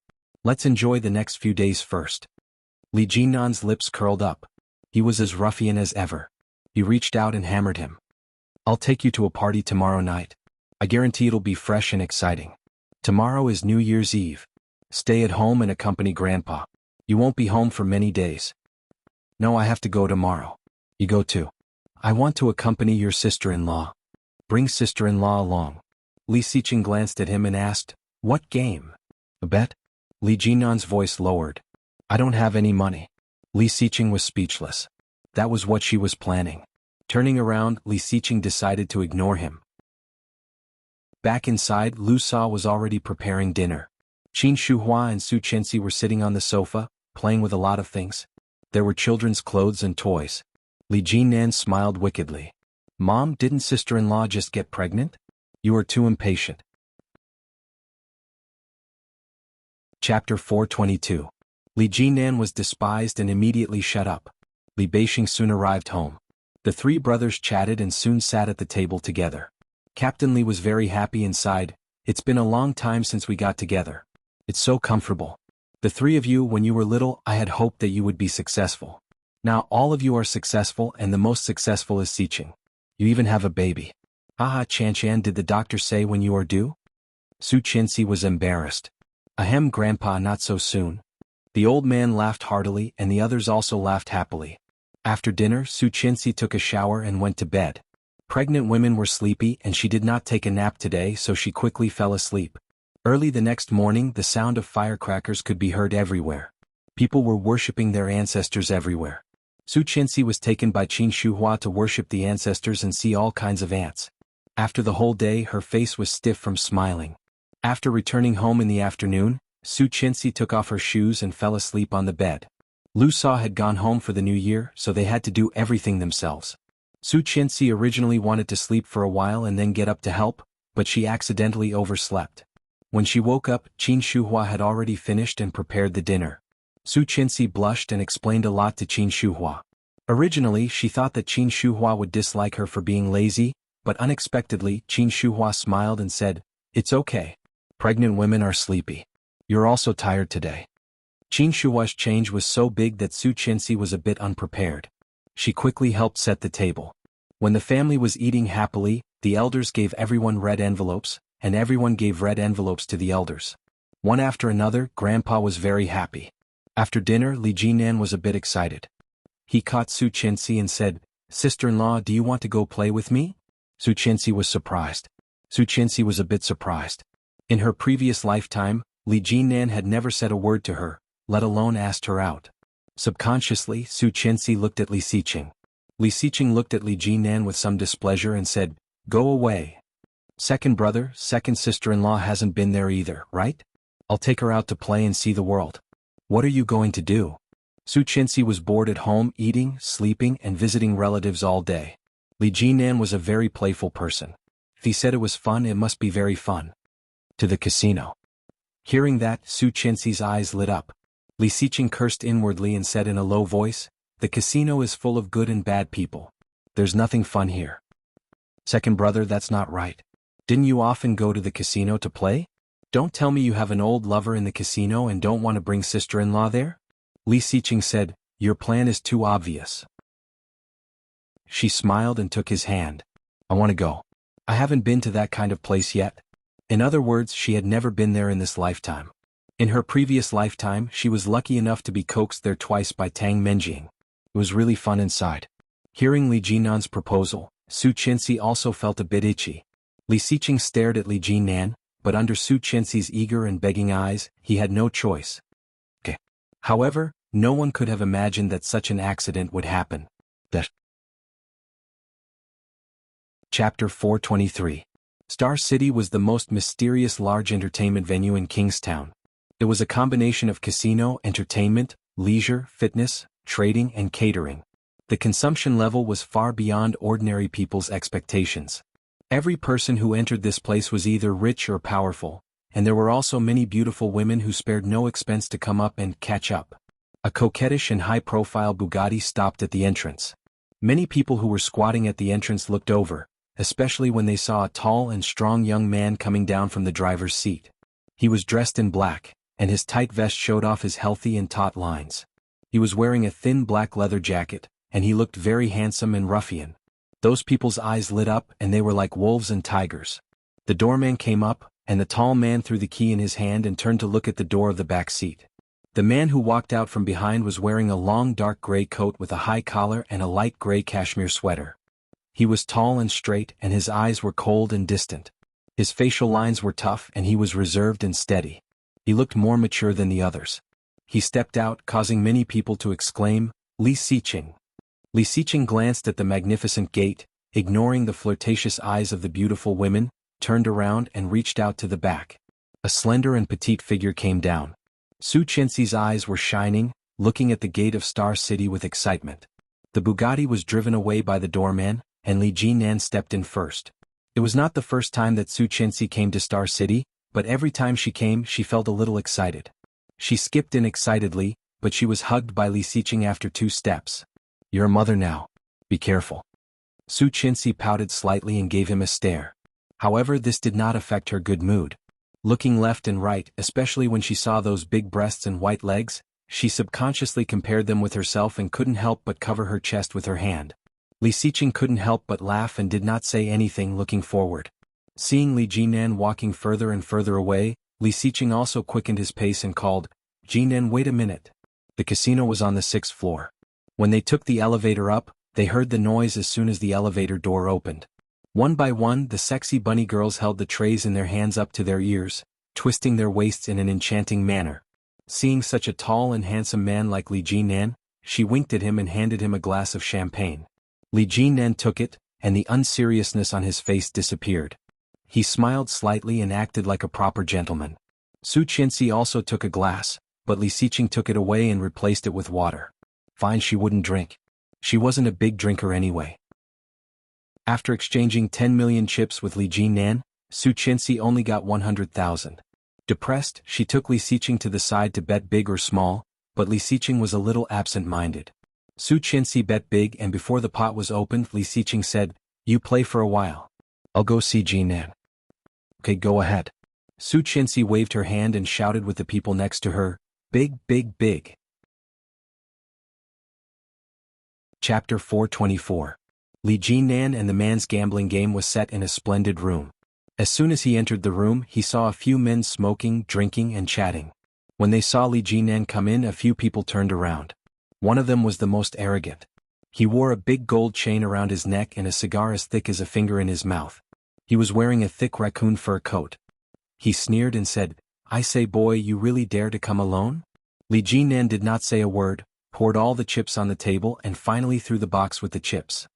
He looked sullen and said, "Cut the crap. Where is it?" "TSK, what's the hurry? I've already said that the market price of that thing is 50 million, but I don't care about money. As long as you can beat me at the gambling table, that thing is yours. But why did you exchange so many chips?" As he spoke, he stuck his head out and looked. "Oh, there are millions here? It's still far from 50 million, right?" Li Jinan looked even more sullen and slammed the table. "The market price of that thing is at most 20 million. Are you King kidding me? If I say 50 million, then it is 50 million. The big man spat out a thick cloud of smoke and spread his hands. "Don't take it if you have the guts. Take your chips and get the hell out of here." "Ha." Li Jinan was disdainful. "What do you want to bet?" 5-card stud. "What if I win and you don't want to admit it?" Li Jinan looked sullen. "I, Old Jean, am also a reputable person. I won't go back on my word. Otherwise, who in the underworld would play with me? Don't you think so, boy?" That was true, but Li Jinan had to be careful of Lao Jin because he was too insidious and cunning. Fortunately, he had a backup plan. "I met old Madame Jean once some time ago." A cold and steady voice came from outside. Everyone looked towards the door. A steady and tall figure appeared in front of everyone. He walked in slowly and said in a calm voice, "The old lady is in good health. She has always praised her son for being sensible and considerate. Tell me, if I tell her what you said, will she believe me?" "Li Siqing?" Lao Jin obviously recognized him. Although this guy was not in their circle, Li Siqing had been so famous recently that all the people in the legal circles had to give him face. Old Jin's mother, Mrs. Jin, was one of the well-known old artists in the country. Unfortunately, her health was getting worse and worse, so she didn't meet people easily. Some time ago, she had painted a jade sculpture for Li Siqing, which showed how influential Li Siqing was. Even Lao Jin had a whole new level of respect for this kid. Seeing Li Siqing here at this moment was far beyond his expectation. Li Siqing nodded. "It's me. I don't know what Mr. Jin has against my brother. Why don't we solve it together?" "This is your brother?" Lao Jin sneered. "No wonder you are so bold and generous. It turns out that you are Li Siqing's brother." Li Jinan's expression changed slightly and he warned, "Don't talk nonsense." "What? You dare to do it but you don't dare to admit it? When you came with that girl to bully my little lover a few days ago, you were not so cowardly. You threw millions at me. You were so rich. What happened now? You don't even dare to say a word in front of your brother?" Chapter 425. "I'll explain it to you later. Anyway, it's not my fault. This guy took the jade that Grandpa gave me and refused to give it back." Li Siqing's face darkened. Grandma went away and looked away. "If I knew he was so shameless, I wouldn't have worn it." Li Siqing wanted to strangle him. He had been eyeing the blood jade for a long time. Grandpa was unwilling to give it to him, but it was given to Li Jinan. This guy actually lost it. Seeing Li Siqing's unkind face, Li Jinan felt even more guilty. "I'll count to 3. If you don't want to play, then leave. I don't have time to watch you brothers fight." Lao Jin waved his hand. 3, 2, 1. "I'll bet with you." Li Siqing sat down. "What do you want to play?" "Great." Lao Jin smiled and sat down across from him. 5-card stud. In the beginning, Su Qianxi bet 500 yuan at a time. However, every time she bet, she could win it back. Therefore, the bet became bigger and bigger. In the end, Su Qianxi had bet 100,000 yuan. Many people stared at the pile of chips in front of Su Qianxi, dazed. After playing for more than 2 hours, she had not lost even once. Feeling a bit bored, she sighed. "Can't you let me lose once?" Someone next to her glared at her and said unkindly, "Young man, you will be easily beaten like this. I'm telling you." Su Qianxi smiled and put away all the chips, turning around to play baccarat again. When she first came to baccarat, she took a small basket. However, after a dozen rounds, she changed the small basket to a big one, which was a bit too heavy to play. Many people stared at her. Feeling a bit creeped out, Su Qianxi took the big basket and went to play something else. A short man came up, stared at the chips in Su Qianxi's basket and said, "Little girl, you're lucky. What do you want to play next?" "I'm not playing anymore. I'm going to find my husband." Su Qianxi did not want to talk to him at all. She had a strong feeling that he was a liar. However, the short man did not give up and kept talking to her. Do you want to try 5-card stud? It's fun. Come here. I won't. Let me teach you. Come here, don't be afraid. But I don't know how. She stopped and was a bit impatient. Go find someone else to play. I don't like that. How about playing Pai Gao? No. Then you should know how to roll dice, right? She gave him a strange look and called Li Xiqing. When that person saw this, his expression changed. If you don't want to play, then don't play. Why did you call me? Pretentious. Su Qianxi was furious and said, Damn idiot. That person was also angry. Why are you still scolding people? Where's your manners? The call was connected and Su Qianxi was furious. You scolded me first. Where are your manners? Li Xiqing heard it clearly on the phone. He asked in a low voice, What's going on? Hubby, someone is pestering me and won't let me go. The man pursed his lips and left. Where are you? I'll have Jinan pick you up. Li Xiqing's voice was a bit deep. Chapter 426. Su Qianxi nodded. Her bad mood was immediately lifted. Yes, I haven't lost a single game tonight. Then don't you know how to exchange these small chips for large chips? It's easy to be targeted if you carry so many. As he spoke, he had already taken the basket and brought her into the private room. It had to be said that Lao Jin was indeed capable of making a fortune through gambling. In just 3 hours, Li Xiqing had lost more than 20 million. It was already 10 p.m. and he had to take Su Qianxi back to bed. Li Xiqing was a bit restless. He was at the table but his heart had flown out. Seeing Su Qianxi come in, Li Xiqing finally calmed down a bit and waved at her. Come here. Su Qianxi came over, saw the chips on the table, and then looked at the chips in her basket, which probably added up to less than 5 million. She asked, What are you playing? It seems like it's a big game. 5-card stud. Do you know how to play? Li Xiqing took her hand and calmed down. Yes. Su Qianxi rubbed her hands, looking pleasantly surprised. You play for me. Li Xiqing stood up and pressed her down. Li Xiqing's luck was not good, really bad. Hey, Lao Jin was not happy. Is it appropriate for you to play with a woman? It's my money. Why do you care? Li Xiqing glanced at him coldly. Lao Jin arched an eyebrow and spread out his hands. No problem. Since a woman is playing, I have to be a gentleman. In the next game, no matter what the cards are, I will let you speak first. Oh, okay. Su Qianxi put her hand on the table and slapped her fingers excitedly. Let's play. Lao Jin looked at Su Qianxi and felt she was like a child. Li Xiqing was such a mature man, but why did his wife look so young? However, Lao Jin was not a gossipy person. He waved his hand and the dealer next to him had opened a new deck and sent out the cards one by one. Su Qianxi had an 8 of hearts, and Lao Jin had a king of spades. Her cards were more than a little small. The woman looked at her hand and said, You said it. I spoke first, so I'll raise 500,000 first. The subordinates behind Lao Jin laughed. Lao Jin laughed the happiest and said, You may not know the rules. Every time you raise, you must raise at least 1 million. Oh, 5 million then. The smile on Lao Jin's face disappeared and he subconsciously looked at her expression. Su Qianxi still had a smile on her face as if nothing had changed. Old Jin looked at his trump card. Follow. Then the dealer dealt the cards again. Su Qianxi added more and more chips each time. In the end, the chips on the table were piled high, and both sides had bet 30 million. Su Qianxi's cards were 8, 9, 10 and J a flush. Lao Jin's cards were 3 kings and a queen of diamonds. With a smile, she looked up and asked, Honey, how many chips do we have left? From the beginning to the end, Li Xiqing did not look at her hand. Hearing this, his eyes softened and he said, I still have more than 20 million. Oh, can I buy all of them? Of course. Li Jinan was overjoyed. Sister-in-law, is it a straight flush? That's awesome. Su Qianxi waved her hand. I was just lucky. Then I will buy all of them. What about you, Mr. Jin? Lao Jin's expression changed. Seeing the proud smile on Su Qianxi's face, he began to calculate. Chapter 427. However, the chance of a straight flush was too low. Was this woman really that lucky? Old Jin was a little bewildered, but he stared at the woman who was smiling brightly. After a while, he closed all the cards and said with certainty, I'm not calling.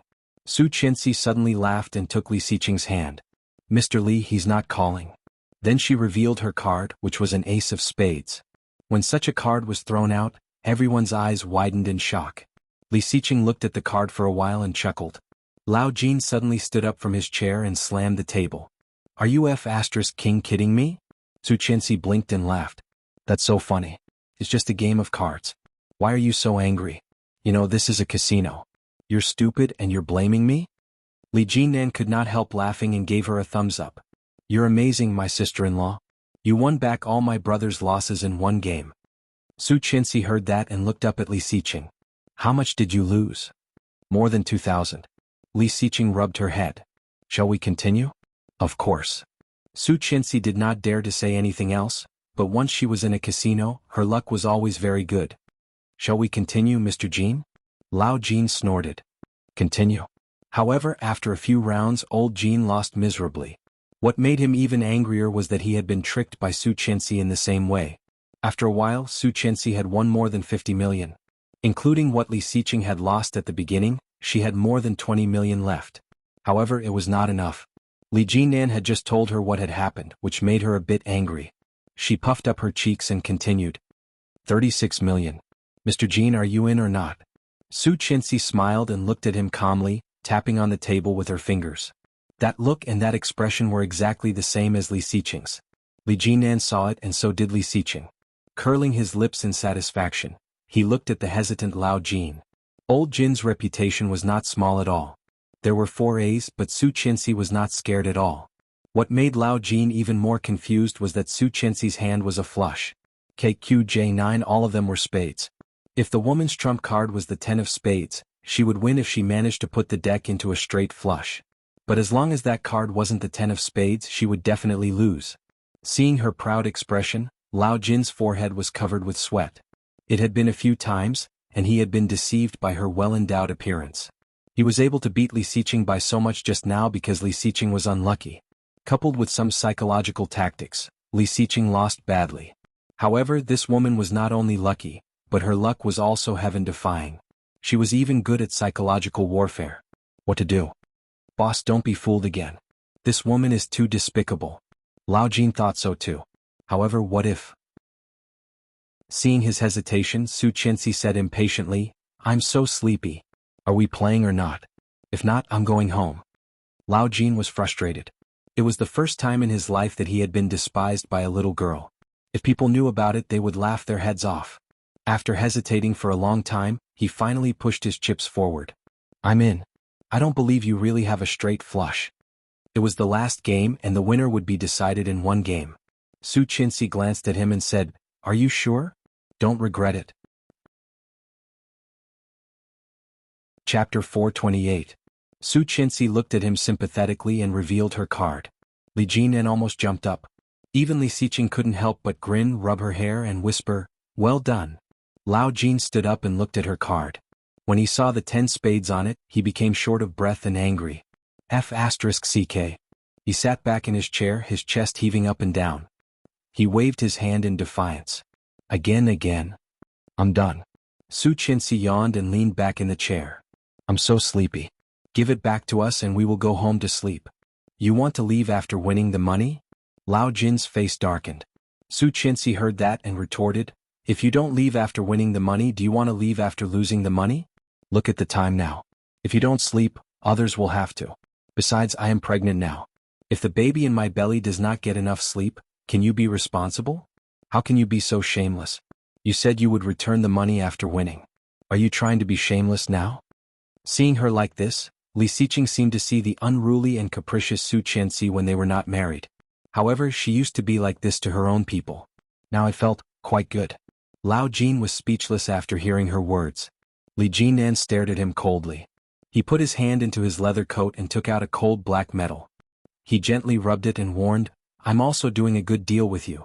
Don't force me. Lao Jin's men saw this and became worried. They whispered, What should we do? Do we really have to give the jade back to them? Seeing the gun, Lao Jin's face darkened.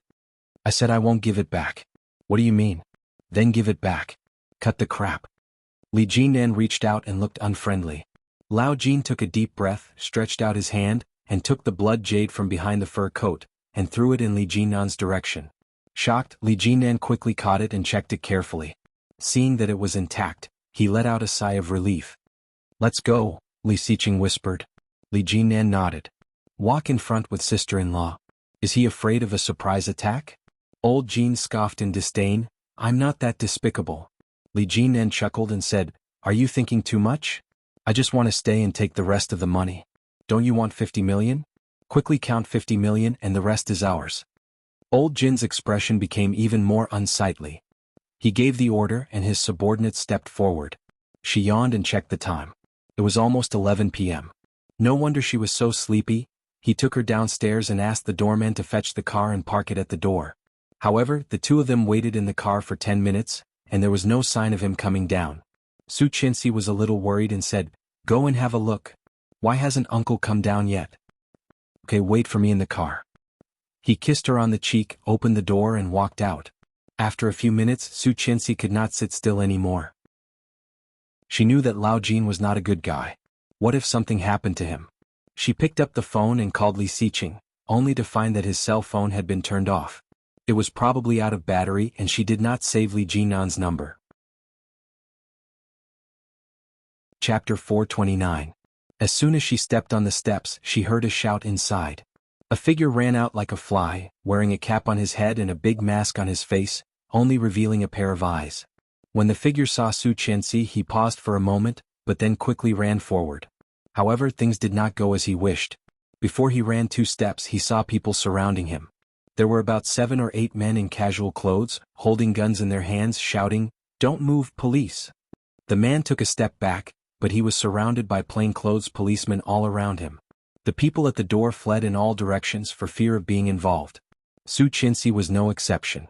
However, among the people around him, he was the closest to him.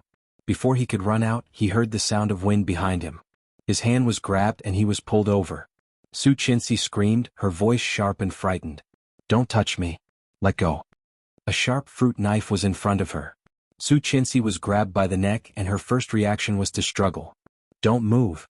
The voice was muffled because of the mask and it sounded like he was panting after running. However, somehow Su Qinxi felt that it was somewhat familiar. The knife has no eyes. Cooperate with me and I will not hurt you. The voice was very low and only the two of them could hear it. Su Qinxi behaved, but her heart still couldn't help racing. Biting her lower lip, Su Qinxi felt that her body was trembling with fear. Get out of here. If you don't come over, I will die with her. The man roared. Li Xiqing and Li Jinan came out from inside and heard the movement here. Li Xiqing suddenly had a bad feeling and strode forward. Seeing his wife being held, he was so scared that his heart almost stopped. His face slightly pale, he took a step forward, but his voice was unusually calm. Don't be impulsive. She is my wife. I am Li Xiqing. You should know me. The gangster glanced at Li Xiqing, and his eyes fell on Li Jinan behind him. Without saying anything, he tightened his grip on Su Qinxi, took a step back and shouted, Ask them to go away and let me go. Otherwise I can't guarantee what I will do. Li Xiqing's face was a little pale, and even his breathing was a little disordered. However, his eyes were terrifyingly calm. He said, Okay, listen. She is pregnant now and can't take any risks. If anything happens to her or the child, I, Li Xiqing, definitely have the ability to take your life. The gangster sneered. Of course I believe you. Who doesn't know Li Xiqing? But I'm not the one holding your wife hostage, it's the police. Get them out of the way. Did you hear that? Get out of the way. Li Xiqing growled. Let him go. Get out of the way, a leading officer shouted. We must ensure the safety of the hostages. Those policemen had already silently retreated. One of the policewomen somewhat unwillingly clenched her teeth. This guy has already gone to the SI to trade drugs more than once or twice. With great difficulty, we finally caught him with the goods. However, before she finished speaking, she saw Li Xiqing's sharp and dangerous look, and all her words were swallowed. Chapter 430. Don't come over, or I will kill her. The voice was extremely dull, and she could hear that he was speaking in a low voice. However, when he spoke, Su Qinxi still felt very familiar. This voice, she must have heard it somewhere before. However, she did not speak again. The fear in her heart did not lessen because he was very likely to be someone she knew. Being held by the fruit knife, Su Qinxi walked out of the light of Star City. It was getting darker and darker, and there was a dark path behind her. A group of police officers, Li Xiqing, and the others followed at least 60 or 70 meters away. Suddenly, a car light was cast straight at them from behind. The beautiful sound of the sports car engine was very eye-catching, and everyone's eyes were attracted to the car. Su Qianxi clearly noticed that the body of the gangster was a little relaxed. Then, when the car reached them, Su Qianxi clearly heard the sound of the door opening and a deliberately suppressed female voice came, "Get in." Familiar. Before Su Qianxi could think of who it was, she was released by the gangster. Looking back, the gangster holding her had already gotten in the car. The beautiful sports car had very special graffiti and dye on the body, looking like a string of totems. Driving such a special car, was he deliberately trying to distract the police? Looking at the license plate of the car, she found that the license plate had long been covered and nothing could be seen. The group of police ran as fast as they could, but how could they compete with the speed of the sports car? He escaped again. The policewoman unwillingly roared. Li Xiqing immediately came up to check on Su Qianxi. Holding her face in his hands, he whispered, "Are you okay?" Su Qianxi clearly felt that his hand was slightly trembling. She grabbed his hand and put her other hand around his neck, whispering, "I'm fine. Don't be afraid." Li Xiqing breathed a sigh of relief, but then he laughed out loud. Why did the roles suddenly change? Bending down, he picked her up and walked to the car. Li Jinan drove over, ready to chase after the gangster at any time. However, seeing the scene of Li Xiqing carrying her, he finally breathed a sigh of relief and unlocked the car. He gently put her in and asked in a low voice, "Do you feel uncomfortable?" "No, but..." Su Qianxi thought for a moment and said, "I feel that their voices are a bit familiar. The men and women are familiar, as if I have heard them somewhere before." Li Xiqing's eyes lit up. "Very likely to be an acquaintance?" "Not necessarily, but I've definitely heard their voices before. So, when I heard the man say that he wouldn't touch me, I felt less afraid." "You're so brave." He gave her a thumbs up. "Can you confirm who they are?" "I don't know." Li Xiqing also got into the car, closed the door and said, "No matter who it is, don't get too close to this kind of person. It's a felony to sell drugs." "Okay, got it."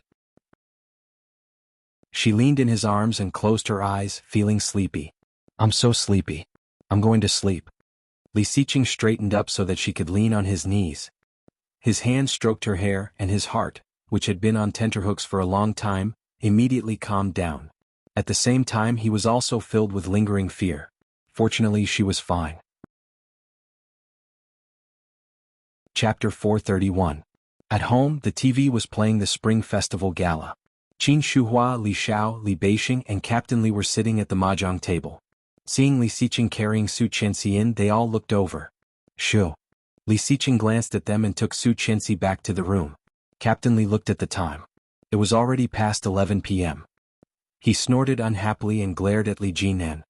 "Where did you go?" "I went to play. So took me there." Li Jinan spread out his hands. "You know, I always listened to him." "No, it was Uncle who took us there," a voice came. Su Qianxi had come out again, yawning. "Brother-in-law, you are too cunning," Su Qianxi said.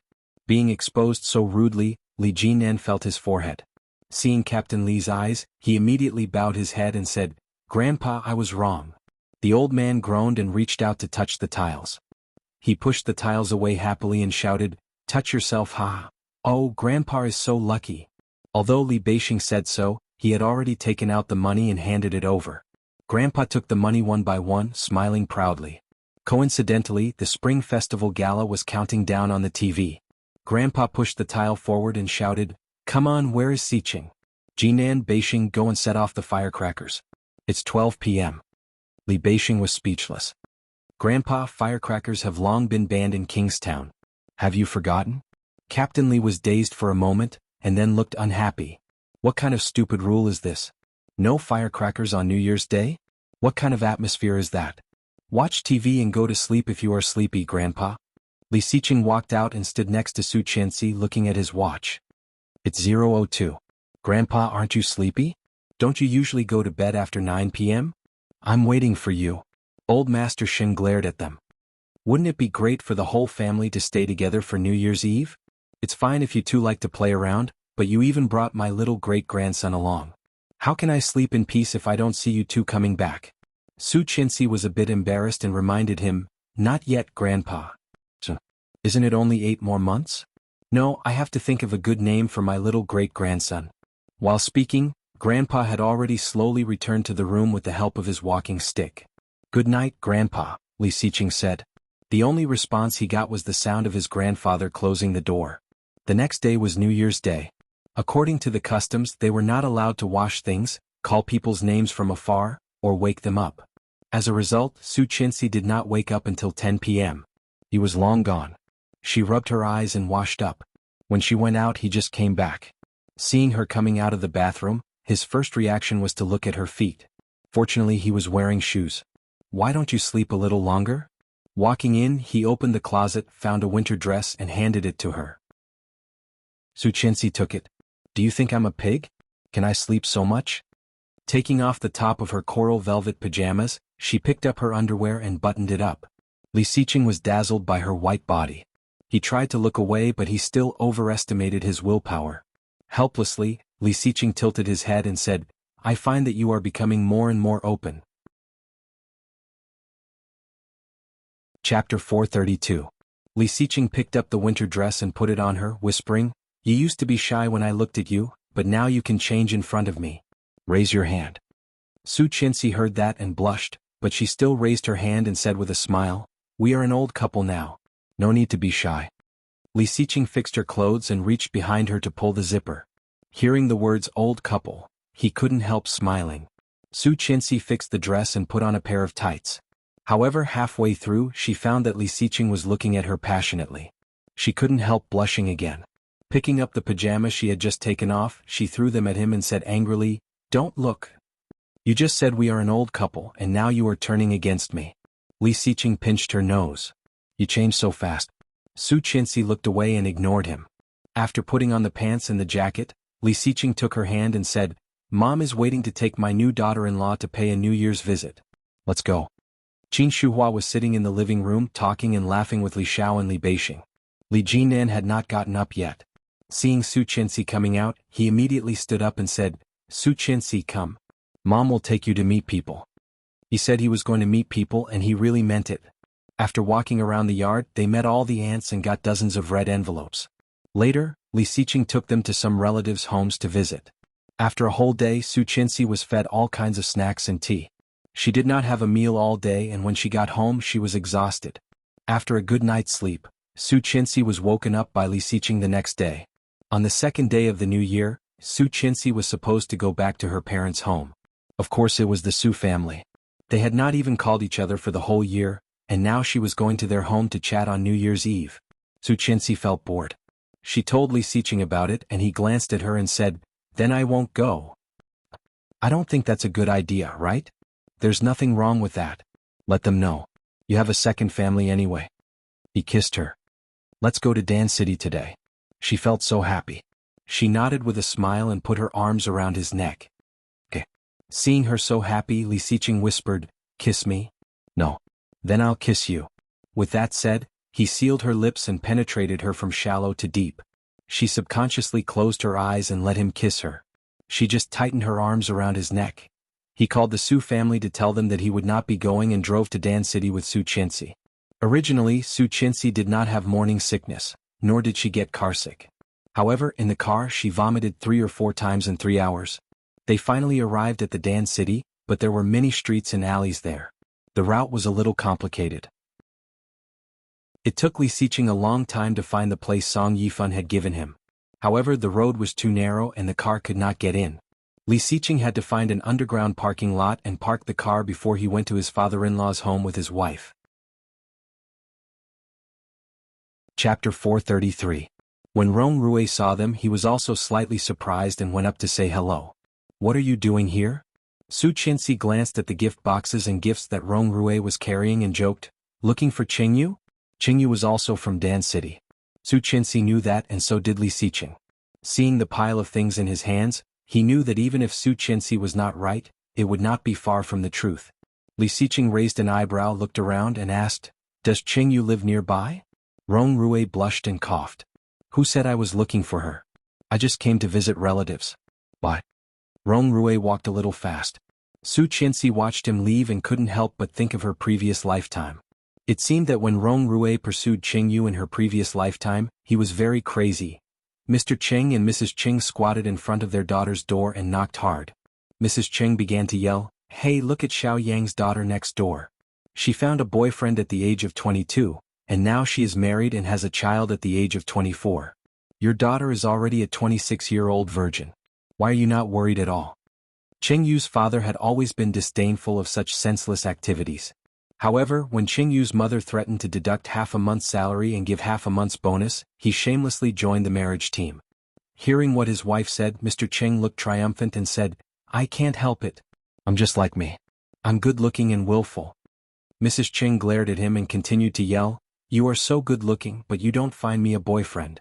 You have to make mom and dad worry about your marriage. You are so unfilial."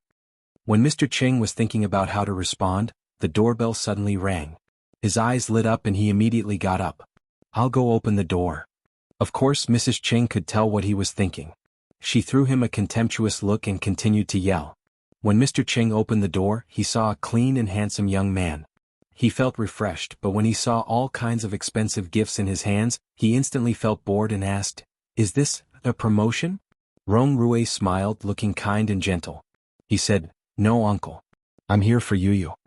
When Mr. Qing heard that word, he felt like he had gone deaf. He asked, "What did you say? Who are you looking for?" "Qingyu."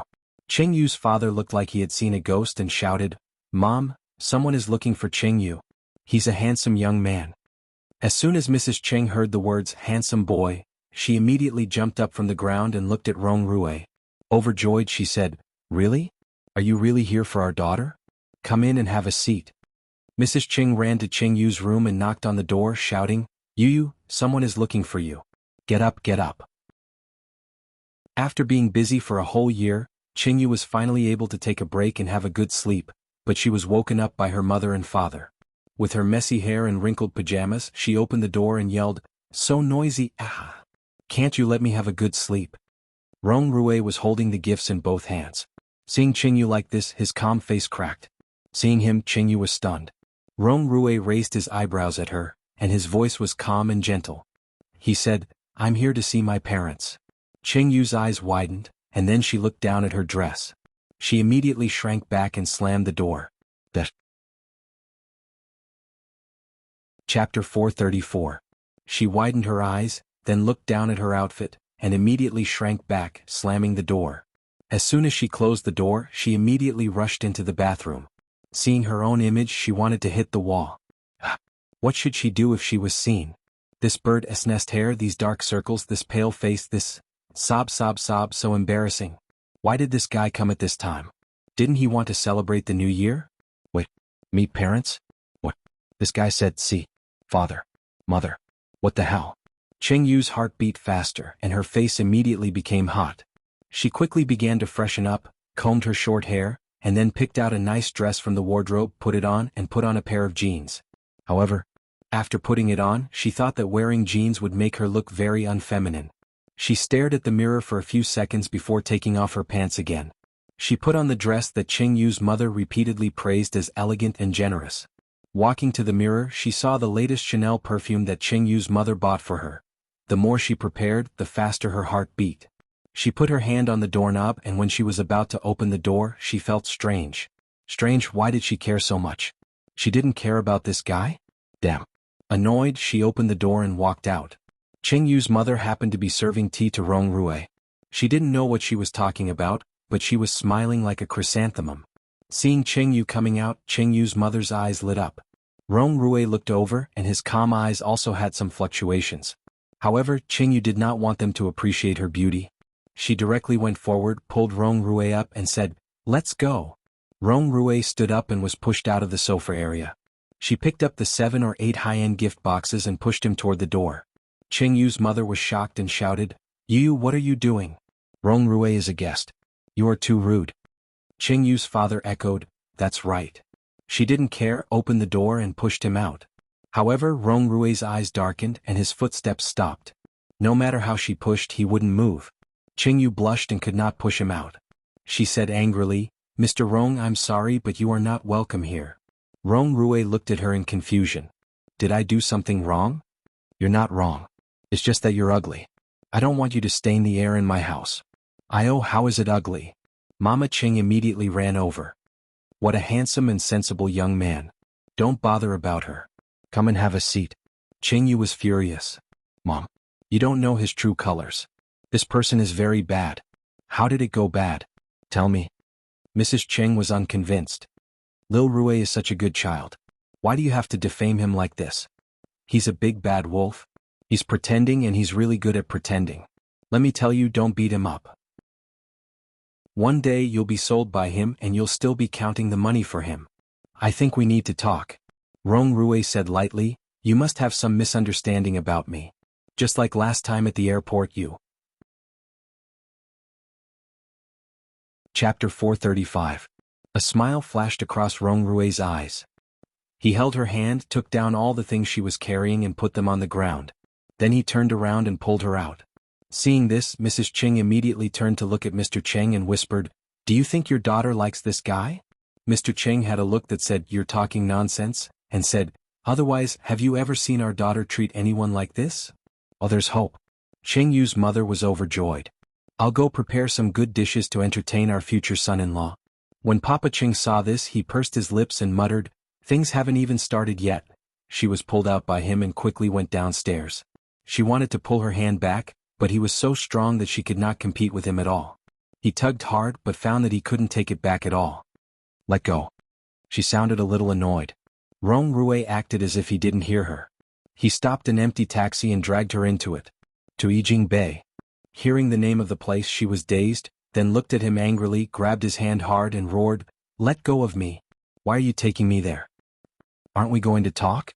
I only know that place. I don't know anything else." Rong Rue's voice was unusually calm. Seeing the strange look in the driver's eyes, Rong Rue continued, "Besides, it's not like you haven't been there before. Didn't you enjoy it last time?" The driver finally turned around and continued to drive. She became angry and struggled with her hands and feet, yelling, "Get out of here, don't touch me, beast." "Young man, the girl doesn't want to. You're going too far," the driver said kindly. Rong Rue glanced at the driver and said, "I'm just going to have a meal and apologize. I don't want to do anything. She thinks too much." She finally calmed down. Looking at her hand that was in pain, she stopped. The driver pursed his lips, but he didn't say anything. They soon arrived. He paid the fare and took her away. Yijing Bay was the only 5-star hotel in Dan City. Last time Rong Rue had rested here.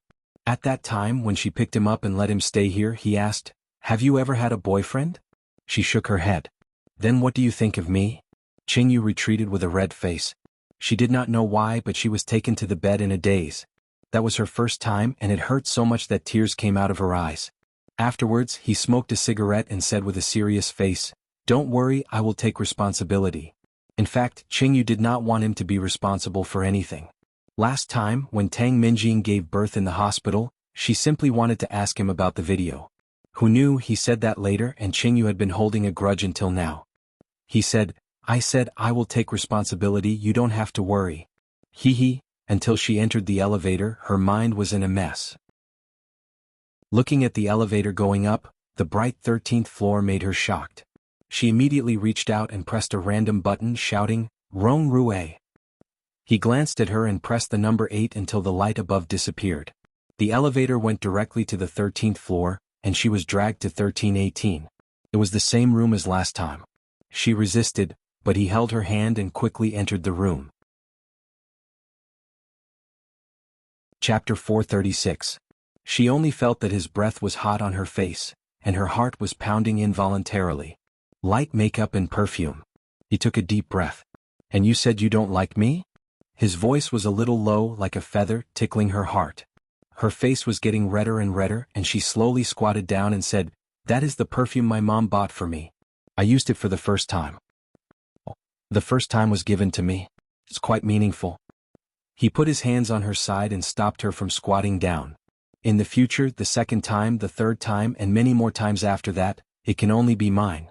The first time, she reached out and pushed him away, but he was so still and could not move. "Rong Rue, are you kidding me? You can't get Tang Minjing, so now you are pestering me? Interesting. Or are you deliberately approaching me in order to use me to take revenge on boss one day?" Rong Rue's calm eyes finally had some fluctuations. He suddenly smiled brightly, showing a row of white teeth, and said ambiguously, "You can think so." Cheng Yu felt annoyed. It was one thing for her to guess, but it was another thing to hear him admit it. She was not so careless that she didn't care that she was obviously being used. Gritting her teeth, she hit his chin with her head and gritted her teeth. Go to hell. He was caught off guard, covering his chin and stepping back. She took the opportunity to push him away, and her first reaction was to open the door of the room. There was anger in his eyes. He pulled her back with his big hand and threw her inside. She fell hard on the carpet and screamed. He squatted down, took her hand and said calmly, "Qingyu, I am serious. Marry me. I will marry you at any time." She laughed, kicked him with her legs and sneered. "Unfortunately, I don't want to marry a pervert." "Pervert?" He chuckled, picked her up with his big hand and threw her to the bed. He reached out and unbuttoned his coat. "Miss Ching, I can be more perverted." "S&M? Have you heard of it?" She was thrown onto the bed and rolled around. Hearing what he said, her heart was suddenly lifted and she ran toward the door. She had witnessed with her own eyes how perverted Rong Rui was. When he was working for Tang Menjing, he had done all kinds of bad things. She had thought that he was one of boss's people and would not go against them anymore. Qingyu was furious, but unconsciously, her eyes were red.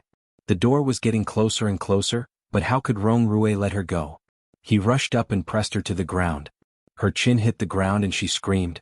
She did not know if it was because of pain, grievance, or fear. She suddenly sobbed, put her hands on the carpet, and tears flowed down. "No, I beg you, let me go, Rong Rui." Seeing her tears, Rong Rui's fierce expression disappeared. He was a little annoyed. He held her up and said sullenly, "Didn't you say that I'm a pervert? I'll show you." After that, she cried even more fiercely, crying out loud. Rubbing his forehead helplessly, Rong Rui got up and stuffed a tissue into her face, growling, "Shut up." Chapter 437. Let's go. Rong Rui waved his hand impatiently. She was a bit confused. What did this man mean? Seeing her confused face, Rong Rui growled, "Get out of here." Only then did she react. She scrambled to her feet, opened the door and ran out. However, when she got out of the door, she found that, it seemed that she did not bring any money when she went out. Did she have to walk back? Although it had only taken her 10 minutes to get here by taxi, it would definitely double the time if she walked back. She hesitated in the hallway but did not go back to Rong Rui for money. She walked down the hallway. When she got home, it was already half an hour later. She looked in the mirror in the hallway and found that her chin was a bit pale, but as long as she did not look up, she should not be able to see it. Adjusting her posture, she rang the doorbell. However, when the door was opened, she saw the face that she just swore she would never see again.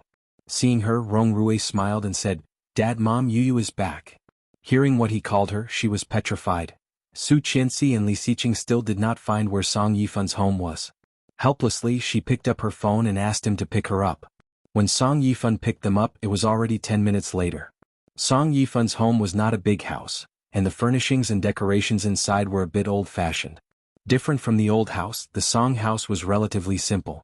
As soon as they entered the door, they saw the living room, where the ancestors were enshrined, the god of fortune, and all kinds of pottery statues of the goddess of mercy. The smell of incense was a bit strong. In the living room there was a mahogany bench and the whole set of wooden furniture looked a bit old. An old woman was sitting on it, with shoulder-length white hair. She looked about 60 or 70 years old, wearing a gold ring and gold bracelet on her hand, and a gold necklace around her neck with an ice green longevity rui. She was wearing a dark qipao and her eyes were a bit white. Noticing their arrival, she turned her head and was overjoyed. "You're back?" The old woman was about to stand up and walk over. Song Yifun walked up, helped her sit down and said, "Mom, please sit down." Su Qianxi walked in with Li Xiqing and greeted, "Grandma?" The old man was overjoyed. Looking up at Su Qianxi, his smile froze. "This is..." She blinked and looked at Song Yifun. "Wait a minute." The old man seemed to have thought of something. He immediately stood up and walked into the house. Not long after, he walked out with a photo frame in his hand. Looking at the photo frame and then at Su Qianxi, the old man looked sad and said with red eyes, "Xian, are you Xian?" "Grandma, I'm not. After so many years, you really haven't changed at all. But how could you bear to leave my son? Do you know how Yifun has been living all these years?" The old woman's voice was a bit choked and she looked at Li Xiqing. "Who is this?" Song Yifun hurried over and said, "Mom, you've got the wrong person. This is my daughter, Su Qianxi. She is the one I told you about. This is her husband, Li Xiqing." Chapter 438. Song Yifun pursed his lips and looked at Su Qianxi. Yes, she must be Rong Xian's daughter. If she was not her daughter, then how could there be two people in the world who looked exactly the same and were of the same age? However, so what? It had nothing to do with him at all. Su Qianxi was Su Qianxi and Song Yifan was Song Yifan. Although she called him dad, they both clearly knew that they were not related by blood. Rong Xian's child was not his child. Song Yifan felt a bit sad, but at this moment he comforted his mother and said, "Maybe. Mom, sit down." Hearing her son's words, Song Yifan sat down with the help of his mother. Looking at Su Qianxi, she handed the photo to her. Su Qianxi took the photo. It was a group photo of the four of them. The old lady was sitting on the chair, and behind her stood a girl with a beautiful smile and a beautiful floral hat. On the left was the young Song Yifan, and on the right was the young Xing Shiming. They were only about 20 years old. It turned out that they used to be like this. Su Qianxi looked at the photo of Rong Xian in the middle and subconsciously associated her with the cold and lonely woman she saw that night. Were they really the same person? Back then Xian fainted in the back mountain, and it was Yifan who saved her. Granny Song's thoughts gradually drifted away. Her voice was old and long. At that time she was only 18 years old. She was white and clean and delicate. Su Qianxi was sitting on the chair. Hearing what Song Yifan said, she subconsciously held Li Xiqing's hand. Li Xiqing gently put his hand on her shoulder and did not say anything. At that time Dan City was not called Dan City. It was called Danxing Town. At that time our family was poor, and Yifan's father did not agree to have a little girl come to eat with us. Later Yifan begged him to let her stay. At that time she told us that her name was Rong Xian. She had a sweet voice and was very pretty. When she smiled she had 2 dimples. She said that she had no parents, only a brother who had died. Their hometown was plagued by a plague, so she escaped. The little girl was very diligent. She did housework for me every day. I wasn't in good health at that time. With Ah Xian's care my condition got better day by day. Gradually the old man accepted her. Later she got together with Yifan. His father and I were so happy. Then she paused, looked at Su Qianxi and asked, "Xian, why did you disappear at that time? Do you know that Yifan is going crazy looking for you?" A pair of old eyes turned white and tears welled up in them. They were filled with accusation and blame. Su Qianxi shrank back uncomfortably and said, "Grandma, I am Su Qianxi." "Mom, she is Qianxi, not Xian. Xian is dead." Song Yifan looked at Su Qianxi and explained, "Grandma is old and her eyes are not very good. She has mild Alzheimer's disease." That was Alzheimer's disease. Chapter 439. His father was the only music teacher in the surrounding area. He knew how to play the piano and I was also a local intellectual. I was so prestigious back then. If it wasn't for Xian. If only she had never come to our house, it would have been great.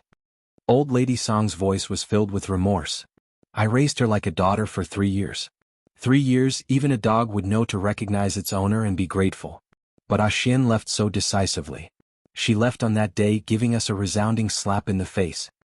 As she said that, she waved her hand in hatred and hammered her chest. Startled, Song Yifan quickly stopped her and yelled, "Mom!" Song Yifan burst into tears. "It hurts." That slap was like a slap to my face. Even after so many years, it still felt like it was on fire. How much did she hate me? What? She left a note and disappeared. I don't even know if she's alive or not. I hate her. Seeing her crying, Su Qianxi also felt sour. She took out a tissue and wiped the tears on Song Yifan's face. Suddenly, Song Yifan reached out and grabbed Su Qianxi's hand. Her voice was firm and determined. "Xian." Su Qianxi was startled and shivered. Li Xiqing immediately went forward and hugged her. He reached out and tried to pry the old lady's hands away. However, Song Yifan stopped him and shook his head. Su Qianxi was a bit scared. Looking at Song Yifan, she said, "Grandma, I am Su Qianxi, not Rong Xian." "Okay." Song Yifan responded and her eyes became soft. "Say it again. I like it."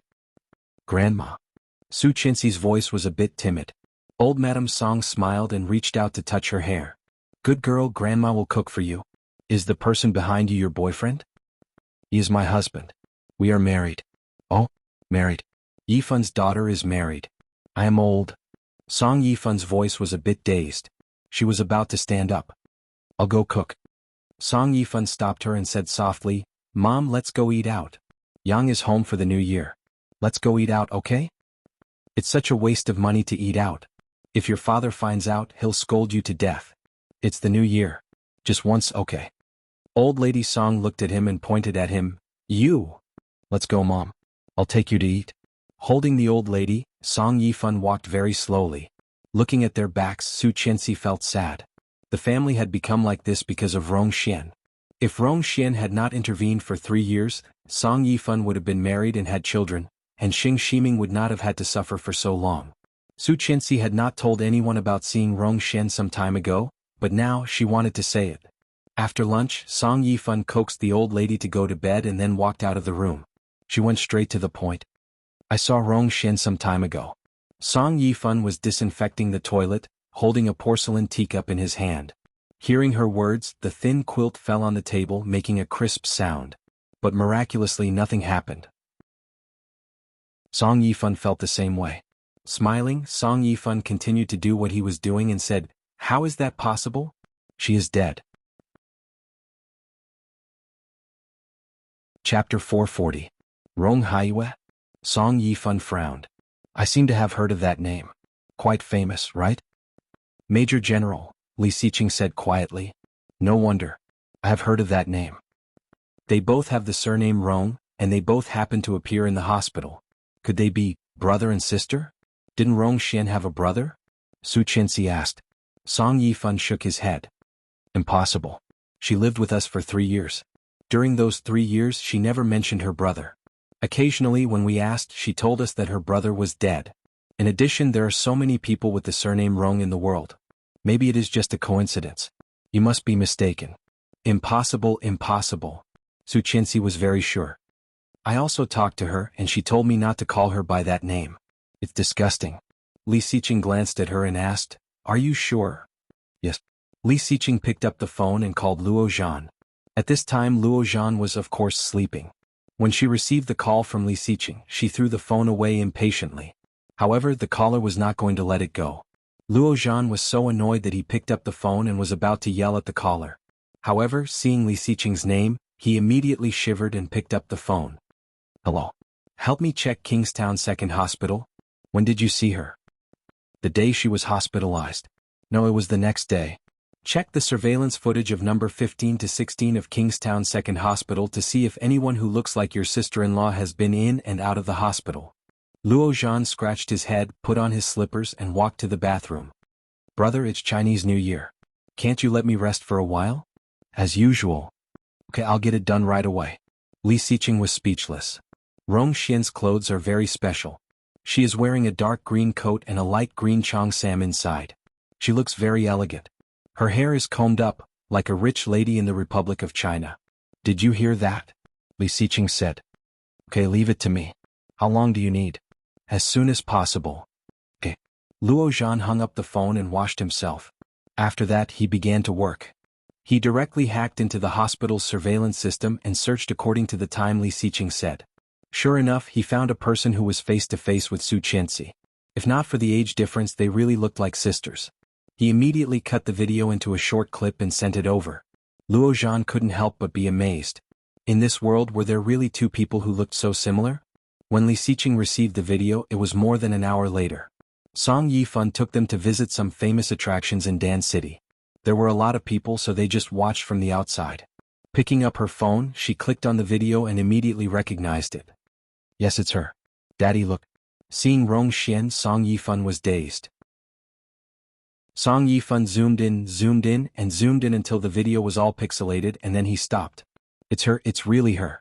Even if Rong Xian's face turned into ashes, Song Yifan could still recognize her. But how could that be? Wasn't she already dead? In the mountains, after the DNA test, the forensic doctor was 100% sure that it was Rong Xian. Chapter 441. Li Xiqing made another call. Immediately, find out who this woman is, her home address and identity information. Everything. Okay. Song Yifan was no longer in the mood to play, and Li Xiqing could see that. Coincidentally, Su Qianxi was also a little sleepy, so they went back together. Coincidentally, he met an unexpected person. Moreover, there were 2 of them at the same time.